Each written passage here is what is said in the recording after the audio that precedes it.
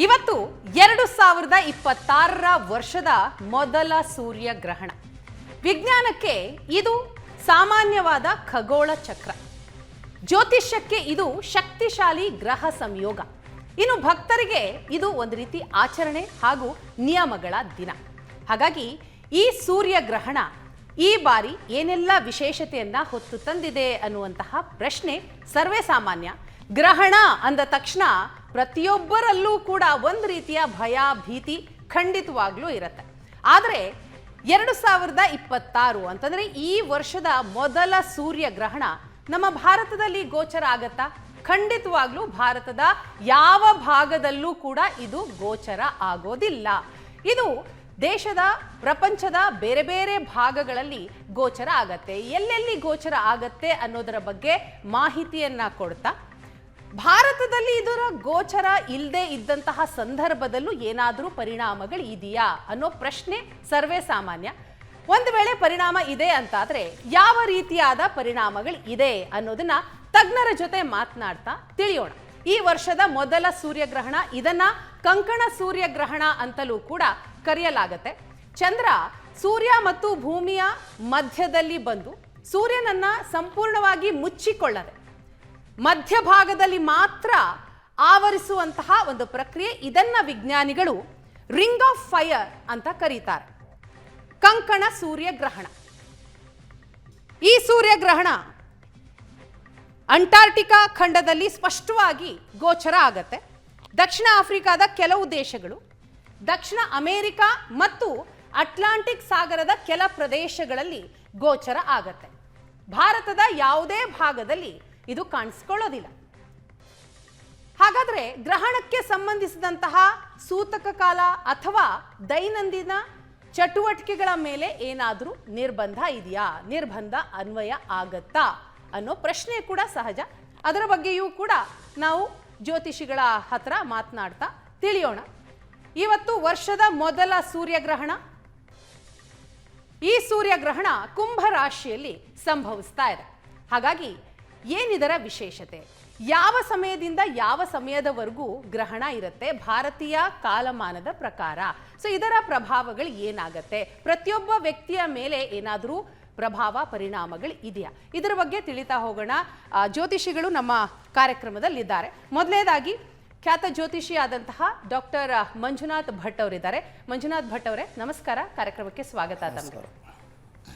ಮತ್ತೋರ್ವ ಜ್ಯೋತಿಷಿ ಆದಂತಹ ಡಾಕ್ಟರ್ ಪ್ರಸನ್ನಾಚಾರ್ಯ ಕಟ್ಟಿಯವರು ಕೆಲವೇ ಕ್ಷಣಗಳಲ್ಲಿ ನಮ್ಮನ್ನ ಜಾಯ್ನ್ ಆಗ್ತಾರೆ. ಮಂಜುನಾಥ್ ಭಟ್ ಅವರೇ, ತಮ್ಮನ್ನೇ ನಾನು ಪ್ರಶ್ನೆ ಮಾಡೋದಾದ್ರೆ, ಜ್ಯೋತಿಷ್ಯದಲ್ಲಿ ಗ್ರಹಣಕ್ಕೆ, ಅದು ಸೂರ್ಯಗ್ರಹಣ ಆಗಿರಲಿ ಚಂದ್ರಗ್ರಹಣ ಆಗಿರಲಿ, ಜ್ಯೋತಿಷ್ಯದಲ್ಲಿ ಬಹಳ ಮಹತ್ವ ಇದೆ ಗ್ರಹಣಕ್ಕೆ. ಸೊ ಇವತ್ತು ಆಗ್ತಾ ಇರುವಂತಹ ಸೂರ್ಯಗ್ರಹಣ ಏನು ವಿಶೇಷ, ಜ್ಯೋತಿಷ್ಯದಲ್ಲಿರುವಂತಹ ಮಹತ್ವದ ಬಗ್ಗೆ ತಿಳಿಸ್ಕೊಡೋದಾದ್ರೆ? ನೋಡಿ, ದೇವತಾ ಗ್ರಹ ರೂಪೇಣ ದರ್ಶಯಂತಿ ಶುಭಾಶುಭಂ. ದೇವತೆಗಳೇ ಗ್ರಹ ರೂಪದಲ್ಲಿದ್ದು ಶುಭವನ್ನು ಮತ್ತು ಅಶುಭವನ್ನು, ಒಳ್ಳೆಯದನ್ನು ಕೆಟ್ಟದ್ದನ್ನು ಮಾಡ್ತೆ ಅನ್ನುವಂಥದ್ದು ಶಾಸ್ತ್ರವೂ ಹೇಳ್ತದೆ, ವೇದವೂ ಹೇಳ್ತದೆ, ಜ್ಯೋತಿಷವೂ ಹೇಳ್ತದೆ. ಹೀಗೆ ನಾವು ಈ ನವಗ್ರಹಗಳನ್ನು ವಿಶೇಷವಾಗಿ ಕೇಂದ್ರವಾಗಿ ಇಟ್ಟುಕೊಂಡು ಭೂಮಿಯ ಎಲ್ಲ ಚಲನ ವಲನ ಮತ್ತು ಜ್ಞಾನ ವಿಜ್ಞಾನ ವೇದ ಶಾಸ್ತ್ರ ಧರ್ಮ ಮತ್ತು ಚರಾಚರ ಎಲ್ಲ ವಸ್ತುಗಳಾಗಿರಲಿ ಅಥವಾ ಪ್ರಾಣಿ ಪಕ್ಷಿ ಎಲ್ಲ ಜೀವ ಸಂಕುಲಗಳಿಗೆ ಈ 9 ಗ್ರಹಗಳೇ ಮುಖ್ಯ ಕೇಂದ್ರ ಬಿಂದುವಾಗಿರುತ್ತೆ. ಹಾಗೆ ನಾವು ವಿಶೇಷವಾಗಿ ಗ್ರಹಣಗಳೆಲ್ಲ ಗ್ರಹಗಳ ಮೇಲೂ ಆಗ್ತದೆ, ಅದರ ಪರಿಣಾಮ ನಮ್ಮ ಭೂಮಿಗೆ ಅಷ್ಟು ತೊಂದರೆ ಆಗೋದ್ರಿಂದ ಸಂಪರ್ಕದ ಕೊರತೆ ಆಗೋದಿಲ್ಲ. ಸೂರ್ಯ ಮತ್ತು ಚಂದ್ರ ನಮ್ಮ ಭೂಮಿಗೆ ಜೀವ ಸಂಕುಲಗಳಿಗೆ ತಂದೆ ಮತ್ತು ತಾಯಿ ಅಂತ ನಾವು ಹೇಳ್ತೀವಿ. ಹಾಗಾಗಿ ನಾವು ವಿಶೇಷವಾಗಿ ಸೂರ್ಯನ ಚಂದ್ರನನ್ನೇ ನಾವು ವಿಶೇಷವಾಗಿ ನಾವು ನಮ್ಮ ಭೂಮಿಗೆ ನೇರವಾಗಿ ಸಂಪರ್ಕವನ್ನು, ಶಾಖವನ್ನು ಶೀತವನ್ನು ಹೀಗೆ ಕೊಡ್ತಕ್ಕಂಥದ್ದು ಸೂರ್ಯ ಮತ್ತು ಚಂದ್ರಗಳಾಗಿರೋದ್ರಿಂದ, ಅಂಥ ಗ್ರಹಗಳು ರಾಹುಗ್ರಸ್ತ ಮತ್ತು ಕೇತುಗ್ರಸ್ತ ಗ್ರಹಗಳ ಛಾಯಾಗ್ರಹಗಳ ಮುಖಾಂತರ ಆಗಿರೋದ್ರಿಂದ ಅದಕ್ಕೆ ಸಂಬಂಧಪಟ್ಟಂತೆ ಭೂಮಿಯ ಸಂಪರ್ಕಕ್ಕೆ ತೊಂದರೆ ಆದಾಗ ಇಲ್ಲಿ ಜೀವ ಸಂಕುಲಗಳಿಗೆ, ಜೀವಿಗಳಿಗೆ, ಪ್ರಕೃತಿಗೆ ಎಲ್ಲವೂ ಕೂಡ ವ್ಯತ್ಯಾಸ ಆಗ್ತದೆ ಅನ್ನುವಂಥದ್ದು ಶಾಸ್ತ್ರ, ವಿಜ್ಞಾನವೂ ಕೂಡ ಹೇಳ್ತದೆ ಅದನ್ನೇ. ಹಾಗಾಗಿ ಈ ಸೂರ್ಯಗ್ರಹಣ, ಸೂರ್ಯನಿಗೆ ನಾವು ಶಾಸ್ತ್ರದಲ್ಲಿ ರಾಹುಗ್ರಸ್ತ ಕೇತುಗ್ರಸ್ತ ಅಂತ, ಇದು ರಾಹುಗ್ರಸ್ತ ಧನಿಷ್ಠ ನಕ್ಷತ್ರದಲ್ಲಿ ರಾಹುಗ್ರಸ್ತ ಸೂರ್ಯಗ್ರಹಣ. ದ್ವಾದಶಾತ್ಮ ದಿವಾಕರ, ಈ ಸೂರ್ಯನನ್ನು ವಿಶೇಷವಾಗಿ ನಾವು ದಿವಾಕರ ಅಂತ ಹೇಳ್ತೀವಿ. ಅಂದರೆ ಹಗಲನ್ನು ಉಂಟು ಮಾಡುವನು, ಬೆಳಕನ್ನು ಕೊಡ್ತಕ್ಕಂಥವನು, ಪ್ರಕಾಶಗ್ರಹ ಎನ್ನುವುದಾಗಿ ನಾವು ಚಿಂತನೆಯನ್ನು ಮಾಡ್ತೇವೆ. ಹೀಗೆ ಮಾಡುವಾಗ ಈ ಸೂರ್ಯನಿಂದ ಬರತಕ್ಕಂಥ ಏನು ಶಾಖ ಇರುತ್ತೆ, ಭೂಮಿಗೆ ಬರತಕ್ಕಂಥ ರೇಸನ್ನು ಹೆಂಗಿರುತ್ತೆ, ಬಿಸಿಲು ಶಾಖ ಆಗಿರ್ತದೆ, ಅದು ಈ ಗ್ರಹಣ ಕಾಲದಲ್ಲಿ ವ್ಯತ್ಯಯ ಉಂಟಾಗ್ತದೆ. ಭೂಮಿಯ ಸಂಪರ್ಕ ಕಡಿತ ಆಗ್ತದೆ. ಹಾಗಾಗಿ ಏನಾಗುತ್ತೆ, ಇಲ್ಲಿ ವ್ಯತ್ಯಾಸ ಆದಾಗ ವಿಶ್ವದ ಹವೆಗಳು ಉಂಟಾಗತಕ್ಕಂಥದ್ದು, ಹವಾಮಾನ ವೈಪರೀತ್ಯ ಉಂಟಾಗ್ತಕ್ಕಂಥ ಆಗಿರೋದ್ರಿಂದ ಯಾವ ಒಂದು ಪ್ರದೇಶದಲ್ಲಿ ಗ್ರಹಣಗಳು ಗೋಚರ ಆಗತ್ತೆ ಆ ಪ್ರದೇಶದಲ್ಲಿ ಆಚರಣೆ ಮಾಡಬೇಕು ಅನ್ನುವಂಥದ್ದು ಜ್ಯೋತಿಷ್ಯ ಶಾಸ್ತ್ರ ಮತ್ತು ನಿಯಮ ಆಚರಣೆ ಕೂಡ ಇದೆ, ಇವತ್ತಿಗೂ ಕೂಡ ಇದೆ. ಹಾಗಾಗಿ ಈ ಸೂರ್ಯನ ಗ್ರಹಣದಿಂದ ಈಗ ಎಲ್ಲಿ ಕಾಣಿಸುತ್ತೆ ಅನ್ನೋದಕ್ಕಿಂತ ಮುಖ್ಯವಾಗಿ ಗೋಚರಲ್ಲಿ ಆಗಲಿ ಬಿಡಲಿ ಪ್ರಪಂಚದ ಸಮಸ್ತ ಭೂಮಂಡಲದ ಎಲ್ಲ ಭಾಗಗಳಿಗೂ ಕೂಡ ಈ ಸೂರ್ಯಚಂದ್ರರೇ ಆಗಿರ್ತವೆ. ಈಗ ದಕ್ಷಿಣ ಆಫ್ರಿಕಾ ಆಗಿರಲಿ, ದಕ್ಷಿಣ ಅಮೆರಿಕ ಆಗಿರಲಿ, ಭಾರತ ಆಗಿರಲಿ, ಯಾವುದೇ ಭೂಭಾಗದ ಯಾವ್ಯಾವ ಪ್ರದೇಶವಾಗಿರಲಿ ಇಲ್ಲಿ ಸೂರ್ಯನ ಪ್ರಭಾವ 9 ಗ್ರಹಗಳ ಪ್ರಭಾವ ಅದನ್ನು ಇದ್ದೇ ಇರುತ್ತೆ. ವಿಶೇಷವಾಗಿ ಸೂರ್ಯನ ಪ್ರಭಾವ ಈ ಜೀವಸಂಕುಲಗಳಿಗೆ ಸೂರ್ಯನ ಒಂದು ಶಕ್ತಿ. ಪ್ರಭಾವದ ಬಗ್ಗೆ ಬರ್ತೀನಿ ಮಂಜುನಾಥ ಭಟ್ ಅವರೇ. ತಾವು ಹೇಳಿದ್ರೆ ಅಂದ್ರೆ ಈ ಗ್ರಹಣ ಎಲ್ಲಿ ಗೋಚರ ಇರುತ್ತೋ ಅಲ್ಲಿ ಆಚರಣೆ ಇದ್ದೇ ಇದೆ ಅಂತ, ಅದರ ಹೊರತಾಗಿಯೂ ಕೂಡ ಅದರ ಪ್ರಭಾವ ಎಲ್ಲಾ ಕಡೆಯೂ ಇದೆ ಅಂತ. ಮತ್ತೋರ್ವ ಅತಿಥಿ ಜ್ಯೋತಿಷಿಗಳಾದಂತಹ ಡಾಕ್ಟರ್ ಪ್ರಸನ್ನಾಚಾರ್ಯ ಕಟ್ಟಿ ಅವರು ನಮ್ಮನ್ನ ಜಾಯ್ನ್ ಆಗಿದ್ದಾರೆ. ಪ್ರಸನ್ನಾಚಾರ್ಯ ಕಟ್ಟಿ ಅವರೇ, ಕಾರ್ಯಕ್ರಮಕ್ಕೆ ಸ್ವಾಗತ ತಮಗೆ. ಇವತ್ತಾಗ್ತಾ ಇರುವಂತಹ ಸೂರ್ಯಗ್ರಹಣ ತಾವು ಹೇಗೆ ನೋಡ್ತೀರಿ? ಎಷ್ಟು ಮಹತ್ವ ಇದು? ಜ್ಯೋತಿಷ್ಯದ ಪ್ರಕಾರವಾಗಿ ಇರುವಂತಹ ವಿಶೇಷತೆ ತಿಳಿಸ್ಕೊಡೋದಾದ್ರೆ. ನಮಃ ಸೂರ್ಯಾಯ ಚಂದ್ರಾಯ ಮಂಗಳಾಯ ಬುಧಾಯ ಚ ಗುರು ಶುಕ್ರ ಶನಿಭ್ಯಶ್ಚ ರಾಹುವೇ ಕೇತುವೇ ನಮಃ. ಮೊದಲೇದಾಗಿ ಗ್ರಹಣಗಳನ್ನು ಧರ್ಮಶಾಸ್ತ್ರದ ರೀತಿಯಲ್ಲಿ, ಜ್ಯೋತಿಷ್ಯ ಶಾಸ್ತ್ರದ ರೀತಿಯಲ್ಲಿ ಅರ್ಥ ಮಾಡಿಕೊಳ್ತಕ್ಕಂಥದ್ದಾದರೆ 3 ವಿಭಾಗಗಳನ್ನಾಗಿ ಮಾಡ್ಕೋಬೇಕಾಗ್ತದೆ. ಮೊದಲೇದಾಗಿ ದಿನಮಣಿ ಆದಂತಹ ಸೂರ್ಯನಿಗೆ ಸಂಭವಿಸುವ ಗ್ರಹಣವನ್ನು ನಾವು ಅಶೌಚ ಎಂಬುದಾಗಿ ಕರೆಯಬೇಕು. ಎರಡನೇದಾಗಿ ಆ ಸಂದರ್ಭದಲ್ಲಿ ಕೆಲವೊಂದಿಷ್ಟು ಫಲಾಫಲಗಳು ಭಾಗ. ಮೂರನೇದಾಗಿ ಇದನ್ನು ಅತ್ಯಂತ ಮಹತ್ವಪೂರ್ಣವಾದ ಪರ್ವಕಾಲ, ಸಾಧನೆಗೆ ಇರತಕ್ಕಂತಹ ಒಂದು ವೈಶಿಷ್ಟ್ಯವನ್ನು ಹೊಂದಿರತಕ್ಕಂತಹ ಕಾಲ ಎಂಬುದಾಗಿ ನಾವು ಪರಿಗಣಿಸಬೇಕಾಗ್ತದೆ. ಈ ರೀತಿಯಾಗಿ 3 ವಿಭಾಗ ತೆಗೆದುಕೊಂಡು ಮೊಟ್ಟ ಮೊದಲನೇದಾಗಿ ನಮ್ಮ ಮುಖಾಂತರವಾಗಿ ಭಾರತೀಯರಿಗೆ, ಸಮಸ್ತ ಭಾರತೀಯರಿಗೆ ತಿಳಿಸಬೇಕಾದಂತಹ ವಿಷಯ ಏನು ಅಂತಂದರೆ, ಇವತ್ತು ಸಂಭವಿಸ್ತಾ ಇರತಕ್ಕಂತಹ ಗ್ರಹಣ ಭಾರತದಲ್ಲಿ ಸರ್ವಥಾ ಗೋಚರಿಸುವುದಿಲ್ಲ. ಯಾಕೆ ಗೋಚರಿಸುವುದಿಲ್ಲ ಭಾರತಕ್ಕೆ ಅಂತಂದರೆ, ಯಾವಾಗಲೂ ಹೇಗೆ ನಿಯಮ ಇರ್ತದೆ ಅಂದರೆ, ಇವಾಗ ಯಾವ್ಯಾವ ದೇಶಗಳಲ್ಲಿ ಗೋಚರಿಸ್ತಾ ಇದೆ ಎಂಬುದನ್ನು ನಾವು ಮೊದಲಿಗೆ ತಿಳ್ಕೊಳ್ಬೇಕು. ಆ ರೀತಿಯಾಗಿ ತಿಳಿದುಕೊಂಡಾಗ ಏನಾಗ್ತಾ ಇದೆ ಅಂತಂದರೆ, ಈ ಗ್ರಹಣವನ್ನು 2 ರೀತಿಯಾಗಿ ಪರಿಗಣನೆಗೆ ತೆಗೆದುಕೊಳ್ಳಲಾಗ್ತಾ ಇದೆ. ಭಾರತದಲ್ಲಿ ಗೋಚರಿಸುವುದಿಲ್ಲ, ಯಾವ ದೇಶಗಳಲ್ಲಿ ಗೋಚರಿಸ್ತಾ ಇದೆ, ಗೋಚರಿಸುವ ದೇಶದಲ್ಲಿ ಯಾವ ರೀತಿಯಾಗಿ ಗೋಚರಿಸ್ತದೆ ಅಂತ ತೆಗೆದುಕೊಂಡಾಗ, ಮೊದಲನೇದಾಗಿ ಇದು ಬಂದು ಅಟ್ಲಾಂಟಿಕಾದಲ್ಲಿ ಇದು ಉಂಗುರಾಕಾರದ ಗ್ರಹಣವಾಗಿ ಗೋಚರಿಸ್ತದೆ. ಅದನ್ನು ಹೊರತುಪಡಿಸಿ ದಕ್ಷಿಣ ಆಫ್ರಿಕಾ, ಟ್ಯಾಂಜೇನಿಯಾ, ಜಾಂಬಿಯಾ, ಜಿಂಬಾಬ್ವೆ ಮತ್ತು ಮೌರಿಷಸ್ಸು, ಸಿಷೆಲ್ಸು, ದಕ್ಷಿಣ ಅಮೇರಿಕಾ, ದಕ್ಷಿಣ ಆಫ್ರಿಕಾ ಮುಂತಾದ ದೇಶಗಳಲ್ಲಿ ಇದು ಭಾಗಶಃ ಅಂತ ಕರಿತೀವಿ. ಭಾಗಶಃ ಮೀನ್ಸ್ ಪಾರ್ಟ್ಲಿ ಅಂತ ಅರ್ಥ. ಅಂದರೆ ಅರ್ಧ ಸೂರ್ಯ ಮುಸ್ತಾನೆ, ಇನ್ನು ಅರ್ಧ ಸೂರ್ಯ ಗ್ರಹಣ ಆಗೋದಿಲ್ಲ ಅಂತ. ಸೂರ್ಯನ ಮಧ್ಯಭಾಗವನ್ನ ಮುಚ್ಚಿರುತ್ತೆ. ಅದು ಅಟ್ಲಾಂಟಿಕಾದಲ್ಲಿ ಮಾತ್ರ, ಅಲ್ಲಿ ಮಾತ್ರ ಇದು ಉಂಗುರಾಕಾರವಾಗಿ. ಉಳಿದ ಕಡೆ ಎಲ್ಲ ಪಾರ್ಟ್ಲಿ ಅಂತ ಕರಿತೀವಿ, ಭಾಗಶಃ ಅಂತ ಕರಿತೀವಿ. ಆ ರೀತಿಯಾಗಿ ಗೋಚರಿಸ್ತದೆ. ಈ ರೀತಿಯಾಗಿ ಗೋಚರಿಸುವ ಸಂದರ್ಭದಲ್ಲಿ ಈ ಎಲ್ಲ ದೇಶಗಳನ್ನೇನು ಹೇಳ್ತಾ ಇದ್ದೀವಿ, ಮೊದಲನೇದಾಗಿ ಅಟ್ಲಾಂಟಿಕಾದಲ್ಲಿ ಇದು ಪರಿಪೂರ್ಣವಾಗಿ ಅಲ್ಲಿ ಇದು ಸೂರ್ಯಗ್ರಹಣ ಸಂಭವಿಸ್ತಾ ಇರತಕ್ಕಂಥ ಕಾಲ ಏನು ಉಂಟಲ್ಲ, ಅದು ಪೂರ್ತಿ ಬೆಳಗಿನ ಜಾವ ಆಗಿರ್ತದೆ. ಹಾಗಾಗಿ ಅಲ್ಲಿ ಸಂಪೂರ್ಣ ಉಂಗುರಾಕಾರವಾಗಿ ಕಾಣಿಸ್ತದೆ. ಉಳಿದ ದೇಶಗಳಲ್ಲೆಲ್ಲ ಬೆಳಗೂ ಇರ್ತದೆ ಮತ್ತು ರಾತ್ರಿನೂ ಬರ್ತದೆ. ಆ ಕಾರಣದಿಂದಾಗಿ ಭಾಗಶಃ ಅರ್ಧ ಕಾಣಿಸ್ತದೆ. ನಮ್ಮ ಭಾರತದಲ್ಲಿ ಏನಾಗ್ತಾ ಇದೆ ಅಂತಂದರೆ, ಈ ಗ್ರಹಣ ಸಂಭವಿಸ್ತಕ್ಕಂತಹ ಸಂದರ್ಭ ಸೂರ್ಯಾಸ್ತ ನಂತರದಲ್ಲಿ ಇರ್ತದೆ. ಸಮಯ ಹೇಳೋದಾದ್ರೆ ಸರಿಸುಮಾರು ಹೇಳೋದಾದ್ರೆ 6:30 ಅಂತ ಇಟ್ಕೊಳ್ಬೋದು ನಾವು. ಸಂಜೆ 6:30 ನಂತರದಲ್ಲಿ ಸಂಭವಿಸ್ತಾ ಇರ್ತಕ್ಕಂಥದ್ದು ಅಂತ. ಇದು ಇಂಡಿಯನ್ ಸ್ಟ್ಯಾಂಡರ್ಡ್ ಟೈಮ್ ಪ್ರಕಾರ. ಇದು ಬೇರೆ ದೇಶಗಳನ್ನು ಹೋಲಿಸಿದರೆ ಅಲ್ಲಿ ಸಮಯಗಳು ಖಚಿತವಾಗಿ ಬದಲಾವಣೆ ಇರ್ತದೆ. ಈ ರೀತಿಯಾಗಿ ಸೂರ್ಯಾಸ್ತ ನಂತರದಲ್ಲಿ ಸಂಭವಿಸಬಹುದಾದಂಥ ಗ್ರಹಣವಾದ್ದರಿಂದ ಭಾರತೀಯರಿಗೆ ಇದು ಗೋಚಾರವಾಗುವುದಿಲ್ಲ. ಯಾವಾಗ ಗೋಚಾರವಾಗುವುದಿಲ್ಲವೋ ಅದರ ಆಚರಣೆಗಳಿಲ್ಲದೆ ಇರೋದ್ರಿಂದ ರಾಶಿಯ ಫಲಾಫಲಗಳು ಭಯಗಳು ಇಲ್ಲ. ಹೀಗಿದ್ರೂ ಕೂಡ ಒಂದು ಪ್ರಶ್ನೆ, ಇಷ್ಟೆಲ್ಲ ಇದ್ದ ಮೇಲೆ, ಇಷ್ಟು ಸಂಪೂರ್ಣವಾಗಿ ವಿವರವಾಗಿ ಹೇಳಿದ ಮೇಲೆ ನೀವ್ಯಾಕೆ ಇವತ್ತು ಸೂರ್ಯಗ್ರಹಣದ ಬಗ್ಗೆ ಮಾತಾಡ್ತಾ ಯಾಕೆ ಇದ್ದೀರಿ, ಅಷ್ಟೊಂದು ತಲೆ ಕೆಡಿಸ್ಕೊತಾ ಇದ್ದೀರಿ ಅಂದ್ರೆ ಅದಕ್ಕೊಂದು ಉತ್ತರ ಏನ್ ಕೊಡ್ತದೆ ಧರ್ಮಶಾಸ್ತ್ರ ಅಂದ್ರೆ, ಯಾವುದೇ ಒಂದು ಡಿವೋಷನಲ್ ಮೂಮೆಂಟ್ ಅಂತ ನಡೆದಾಗ, ಒಂದು ಧಾರ್ಮಿಕ ಪ್ರಕ್ರಿಯೆ ಅಂತ ನಡೆದಾಗ ಏನಾಗ್ತದೆ, ಇಡೀ ಪ್ರಪಂಚವೇ ಭಾರತವನ್ನ ನೋಡ್ತದೆ. ಆ ಭಾರತದಲ್ಲಿಯೂ ಕೂಡ ದಕ್ಷಿಣ ಭಾರತವನ್ನು, ಅದರಲ್ಲೂ ಕರ್ನಾಟಕವನ್ನು ಬಹಳ ವಿಶೇಷವಾಗಿ ನೋಡ್ತದೆ. ಇದಕ್ಕೆ ಭಾರತ ಏನು ಪ್ರತಿಕ್ರಿಯೆ ಕೊಡ್ತದೆ ಅಂತ. ಅದಲ್ಲದೇನೆ ಅಲ್ಲಿರ್ತಕ್ಕಂಥ ಆಸ್ತಿಕರು, ಬೇರೆ ಬೇರೆ ದೇಶಗಳಲ್ಲಿ ಯಾವ ದೇಶಗಳಲ್ಲಿ ಗ್ರಹಣ ಗೋಚರಿಸ್ತಾ ಇದೆಯೋ ಆ ದೇಶದಲ್ಲಿರ್ತಕ್ಕಂತಹ ಭಾರತೀಯರು, ಧರ್ಮ ಪ್ರಜ್ಞೆ ಉಳ್ತಕ್ಕಂಥವರು, ಆಸ್ತಿಕರು ಕೂಡ ಇದ್ರ ಬಗ್ಗೆ ಅತ್ಯಂತ ಕುತೂಹಲವನ್ನು ಹೊಂದಿರ್ತಾರೆ. ಅವರಿಗಾಗಿ ನಮ್ಮದಿದೊಂದು ಸುವರ್ಣ ಸಂದರ್ಭ ಅಂತಲೇ ಹೇಳ್ಬೋದು. ಇವಾಗ ಅಲ್ಲಿ ಗ್ರಹಣ ಸಂಭವಿಸ್ತಾ ಇರೋದಕ್ಕೆ ನಾವು ಇಲ್ಲಿ ಕೂತ್ಕೊಂಡು ಮಾತಾಡ್ತಾ ಇದ್ದೀವಿ. ಇದು ಅಪ್ರಸ್ತುತ ಪ್ರಸಂಗ ಅಲ್ಲ, ಸರ್ವಥಾ ಪ್ರಸ್ತುತವಾದ ಪ್ರಸಂಗ. ಅಲ್ಲಿ ಗ್ರಹಣ ಸಂಭವಿಸ್ತಾ ಇದೆ, ಅಲ್ಲಿ ಆಸ್ತಿಕರಿದ್ದಾರೆ, ಅಲ್ಲಿ ಧಾರ್ಮಿಕರಿದ್ದಾರೆ, ಅಲ್ಲಿ ನಮ್ಮ ಭಾರತೀಯರಿದ್ದಾರೆ, ಅವರಿಗೆ ಕುತೂಹಲ ಇರ್ತದೆ. ಅಂತಹ ಎಲ್ಲ ಅಲ್ಲಿ ಇರತಕ್ಕಂತಹ ಜನರಿಗೆ ಒಂದು ಸುವರ್ಣ ಸಂದರ್ಭದಲ್ಲಿ ಸುವರ್ಣ ವಾಹಿನಿಯ ಮುಖಾಂತರವಾಗಿ ಅದರ ವಿವರಣೆಯನ್ನು ನೀಡತಕ್ಕಂಥದ್ದು ಸೂಕ್ತವೇ ಆಗಿದೆ. ಯಾರು ಕೂಡ ಭಾರತದಲ್ಲಿರೋರು ಭಯ ಪಡೋದು ಬೇಡ, ಅಲ್ಲಿರೋರಿಗೆ ಆಚರಣೆಗಳಿಗೆ ಮತ್ತು ರಾಶಿ ಫಲಗಳಿಗೆ ಅನುಕೂಲವಾಗೋದಕ್ಕಾಗಿ ಇದು ಒಂದು ಉಚಿತವಾದ ಕಾರ್ಯಕ್ರಮ. ಜೊತೆಗೆ ಸಾಧನೆಗೆ ಪರ್ವಕಾಲ ಅಂತ ಹೇಳಿದ್ರಿ ತಾವು. ಸೊ ಆ ಪರ್ವಕಾಲದ ಬಗ್ಗೆಯೂ ಕೂಡ ಮುಂದಿನ ಹಂತದಲ್ಲಿ ಮಾತನಾಡ್ತಾ ಹೋಗೋಣ. ಮಂಜುನಾಥ್ ಭಟ್ ಅವರೇ, ಈಗ ಪ್ರಪಂಚದಾದ್ಯಂತ ಗ್ರಹಣ ಅಂತ ತಕ್ಷಣ ಯಾವುದಾದ್ರೂ ಒಂದು ರೀತಿಯಲ್ಲಿ ಪ್ರಭಾವ ಬೀರತ್ತೆ ಅಂತ ತಾವು ಹೇಳ್ತಾ ಇದ್ರಿ. ಏನೆಲ್ಲ ಪ್ರಭಾವಗಳು, ಪರಿಣಾಮಗಳು ಉಂಟಾಗಬಹುದು? ನೋಡಿ, ಗ್ರಹಣದಿಂದ ಏನಾಗುತ್ತೆ, ಸಾಮಾನ್ಯವಾಗಿ ನಮ್ಮಲ್ಲಿ ಪ್ರಾಕೃತಿಕವಾಗಿ ತೊಂದರೆ ಆಗ್ತದೆ, ಮತ್ತು ವೈಜ್ಞಾನಿಕವಾಗಿ ತೊಂದರೆ ಆಗ್ಬೋದು, ಆಗಲ್ಲ ಅಂತ ನಾವು ಹೇಳಲಿಕ್ಕಾಗಲ್ಲ. ಯಾಕೆ ಅಂತಂದರೆ ಪ್ರಾಕೃತಿಕವಾಗಿ ಈ ಗಾಳಿ ಹೆಚ್ಚು ಕಮ್ಮಿ ಆಗೋದು, ಮಳೆ ಹೆಚ್ಚು ಕಮ್ಮಿ ಆಗೋದು, ಪ್ರಕೃತಿಯಲ್ಲಿ ವ್ಯತ್ಯಾಸ ಆಗೋದು, ಪ್ರಾಣಿ ಸಂಕುಲದಲ್ಲಿ ಆರೋಗ್ಯದ ಮೇಲೆ ಪರಿಣಾಮ ಬೀರೋದು, ಮತ್ತು ಶೀತಕ್ಕೆ ಸಂಬಂಧಪಟ್ಟಂತೆ, ಬಿಸಿಲಿಗೆ ಸಂಬಂಧಪಟ್ಟಂತೆ ವ್ಯತ್ಯಾಸ ಆಗ್ತಕ್ಕಂಥದ್ದು ಇರುತ್ತೆ. ಯಾಕೆ ಅಂತ ಒಂದು ಉದಾಹರಣೆ ಹೇಳಬೇಕಂದ್ರೆ, ಪ್ರಪಂಚದ ಯಾವುದೇ ಭಾಗದಲ್ಲಿ ಏನೋ ಸಣ್ಣ ಪಟ್ಟ ತೊಂದರೆಗಳಾದರೂ ಕೂಡ ನಮ್ಮ ದೇಶಕ್ಕೆ ಅದು ಬಿಸಿ ತಾಗತ್ತೆ. ಒಂದು ವೇಳೆ ಈಗ US ಅಲ್ಲಿ ಏನೋ ಸಮಸ್ಯೆ ಆಯಿತು ಅಂತಂದ್ರೆ ನಮ್ಮ ಭಾರತಕ್ಕೆ ಆರ್ಥಿಕ ಸಂಕಷ್ಟ ಬರ್ಬೋದು. ಫಾರ್ ಎಕ್ಸಾಂಪಲ್ ಹೇಳ್ತಾ ಇದ್ದೀನಿ.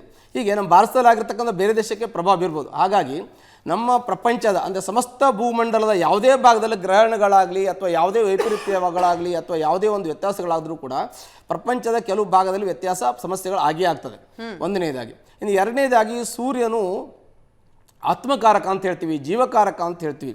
ಈ ಒಂದು ಪ್ರಪಂಚಕ್ಕೆ ವಿಶೇಷವಾಗಿರ್ತಕ್ಕಂಥ ಚೈತನ್ಯವನ್ನು ಕೊಡ್ತಕ್ಕಂಥವನು ಸೂರ್ಯ. ಮತ್ತು ಛಾಯಾಗ್ರಹ ರಾಹುನಿಂದ ಅದು ಅಡ್ಡ ಬಂದಾಗ, ಅಂದರೆ ಅದರಲ್ಲಿ ಗ್ರಹಣ ಉಂಟಾದಾಗ, ನೇರ ಸಂಪರ್ಕಕ್ಕೆ ಸೂರ್ಯನ ಅಥವಾ ಚಂದ್ರನ ಯಾವುದೇ ಗ್ರಹಣ ಇರಲಿ ಭೂಮಿಯ ಸಂಪರ್ಕಕ್ಕೆ ತೊಂದರೆ ಉಂಟಾದಾಗ ಅಲ್ಲಿ ವೈಪರೀತ್ಯ ಉಂಟಾಗ್ತದೆ. ಫಾರ್ ಎಕ್ಸಾಂಪಲ್ ಹೇಳ್ತೀನಿ, ಮಳೆ ಬರೋ ಮುಂಚೆ ಮೋಡ ಬರುತ್ತೆ, ಮೋಡ ಬಂದಾಗ ಬಿಸಿಲು ಬರೋದಿಲ್ಲ, ಬಿಸಿಲು ಬಂದಾಗ ಮೋಡ ಬರೋದಿಲ್ಲ. ಹಾಗೆ ಅಡ್ಡ ಬಂದಾಗ ನಮ್ಮಲ್ಲಿ ಏನಾಗುತ್ತೆ, ಪ್ರಾಕೃತಿಕವಾಗಿ ವ್ಯತ್ಯಾಸ ಆಗ್ತದೆ. ಹಾಗಾಗಿ ನಮ್ಮಲ್ಲಿ ಏನು ಹೇಳ್ತಾ ಇದ್ದೀವಿ ಅಂದರೆ, ಗ್ರಹಣ ಬಂದಾಗ ದರ್ಬೆಯನ್ನು ಇಡ್ತಕ್ಕಂಥದ್ದು, ತುಳಸಿ ಇಡ್ತಕ್ಕಂಥದ್ದು, ಮತ್ತು ಕೆಲವು ಊಟ ಮಾಡ್ತಕ್ಕಂಥ ಊಟಕ್ಕೆ ತಯಾರಾಗಿರ್ತಕ್ಕಂಥ ಯಾವುದೇ ಒಂದು ವಸ್ತುಗಳಿದ್ದರೆ ಪದಾರ್ಥಗಳು ಅದನ್ನು ನಾವು ಬಿಡ್ತಕ್ಕಂಥದ್ದು, ಹಾಳಾಗದೇ ಇರತಕ್ಕಂಥ ಪದಾರ್ಥಗಳನ್ನು ಇಟ್ಕೋಬೋದು. ಕೆಲವು ಜನ ಕೇಳ್ತಾರೆ, ನೀವು ಅನ್ನ ಆಹಾರಗಳೆಲ್ಲ ಬಿಸಾಕ್ತೀರಿ, ತುಪ್ಪ ಯಾಕೆ ಬಿಸಾಗಲ್ಲ ಅಂತ ಕೇಳ್ತಾರೆ. ತುಪ್ಪ ಹಾಳಾಗಲ್ಲ, ಹಾಗಾಗದೆ ಇಟ್ಕೋತೀವಿ. ಈ ಹಾಳಾಗೋ ವಸ್ತುಗಳೆಲ್ಲ ನಾವು ವಿಸರ್ಜನೆ ಮಾಡಬೇಕು ಅಂತ ಹೇಳ್ತೀವಿ. ಹಾಗಾಗಿ ಸೂರ್ಯನ ಒಂದು ಪ್ರಭಾವದಿಂದ ಪ್ರಪಂಚದ ಯಾವುದೇ ಭಾಗದಲ್ಲಿ ತೊಂದರೆ ಆದರೂ ಕೂಡ ಅದು ನಮ್ಮ ಭಾರತಕ್ಕೆ ಪ್ರಪಂಚದ ಕೆಲವು ಭಾಗಗಳಲ್ಲಿ ಕೆಲವು ಹೆಚ್ಚು ಕಮ್ಮಿ ಸ್ವಲ್ಪ ಮಟ್ಟಿಗೆ ವ್ಯತ್ಯಾಸ ಆಗತ್ತೆ ಅಂತ ನಾವು ಹೇಳ್ತೀವಿ.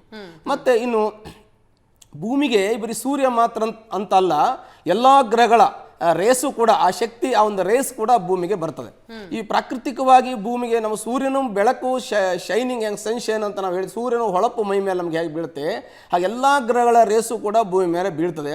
ಅದು ನವಗ್ರಹಗಳ ಘರ್ಷಣೆ ಅಂದ್ರೆ ಅದರ ವೈಬ್ರೇಷನ್ನಿಂದ ಭೂಮಿಗೆ ಆಕಾಶಾದ್ವಾಯು, ವಾಯೋರಗ್ನಿ, ಅಗ್ನಿರಾಪ, ಆಪ ಪೃಥಿವಿ, ಔಷಧಿಭ್ಯ ಅನ್ನಾತ್ ಪುರುಷ.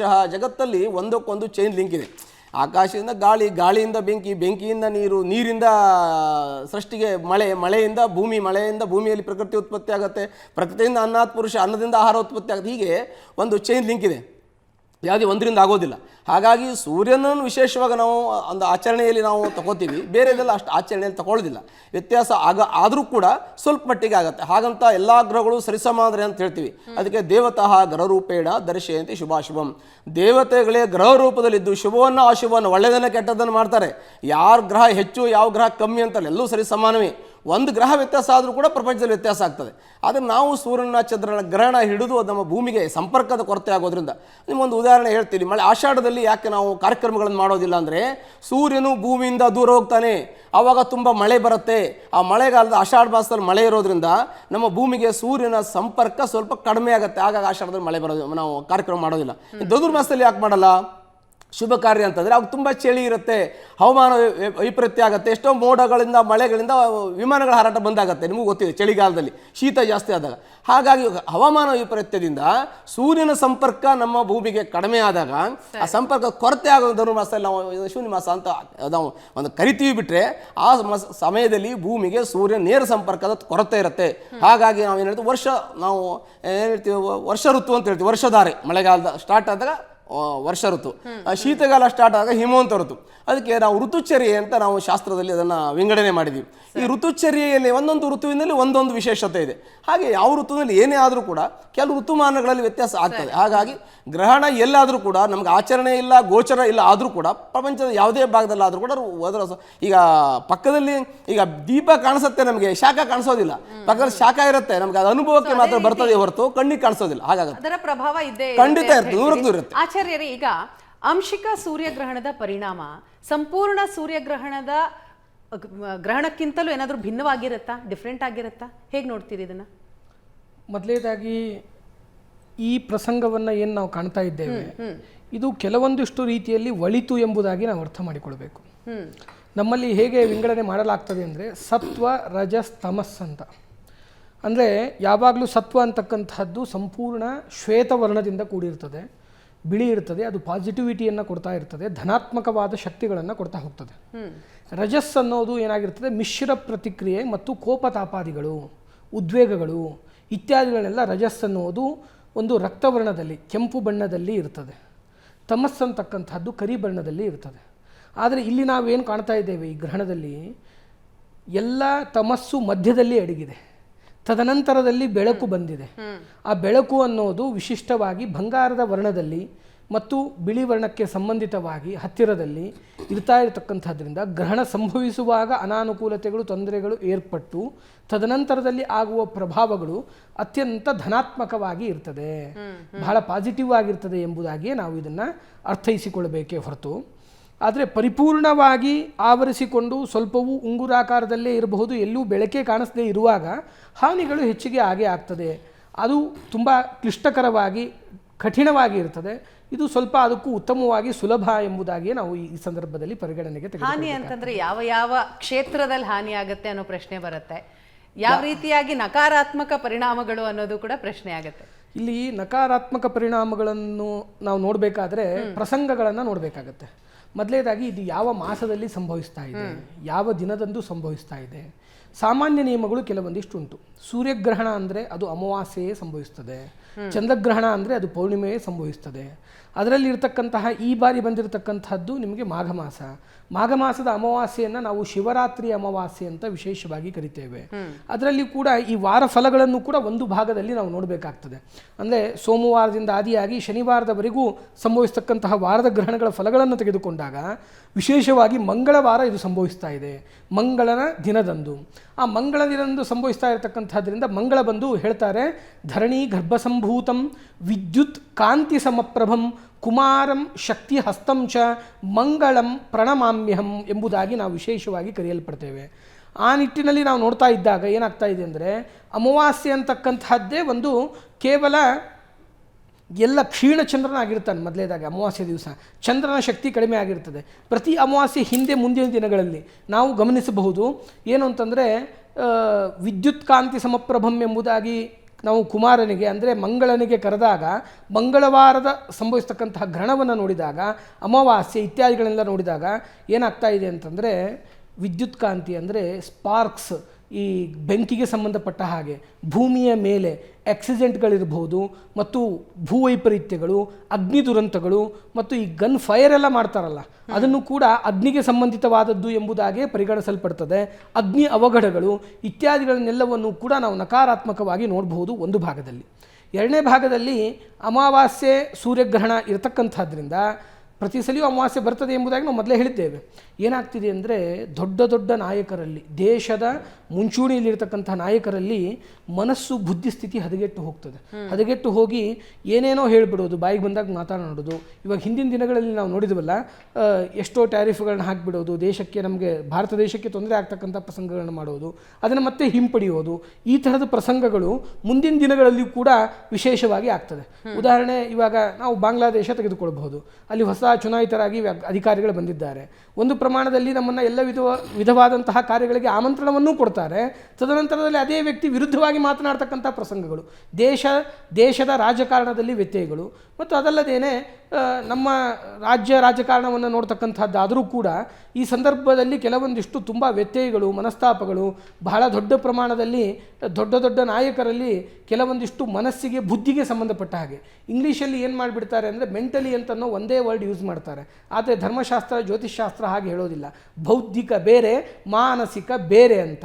ಬೌದ್ಧಿಕವಾಗಿ ಅವರು ವಿಕಲತೆಯನ್ನು ಹೊಂದಿ ಮಾನಸಿಕವಾಗಿಯೂ ಕೂಡ ಬೇಸರ ಮಾಡಿಕೊಳ್ತಕ್ಕಂಥ ಪ್ರಸಂಗಗಳನ್ನು ನಮ್ಮ ರಾಜಕಾರಣದಲ್ಲಿಯೂ ಕೂಡ ದೊಡ್ಡ ಪ್ರಮಾಣದಲ್ಲಿ ಈ ಮುಂದಿನ 15ರಿಂದ 21 ದಿನದಲ್ಲಿ ನಾವು ಕಾಣಲಿಕ್ಕೆ ಖಚಿತವಾಗಿ ಸಿಗ್ತದೆ ಎಂಬುದಾಗಿ ಕೂಡ. ಇವೆಲ್ಲವೂ ಕೂಡ ಗ್ರಹಣದ ಪ್ರಭಾವವೇ.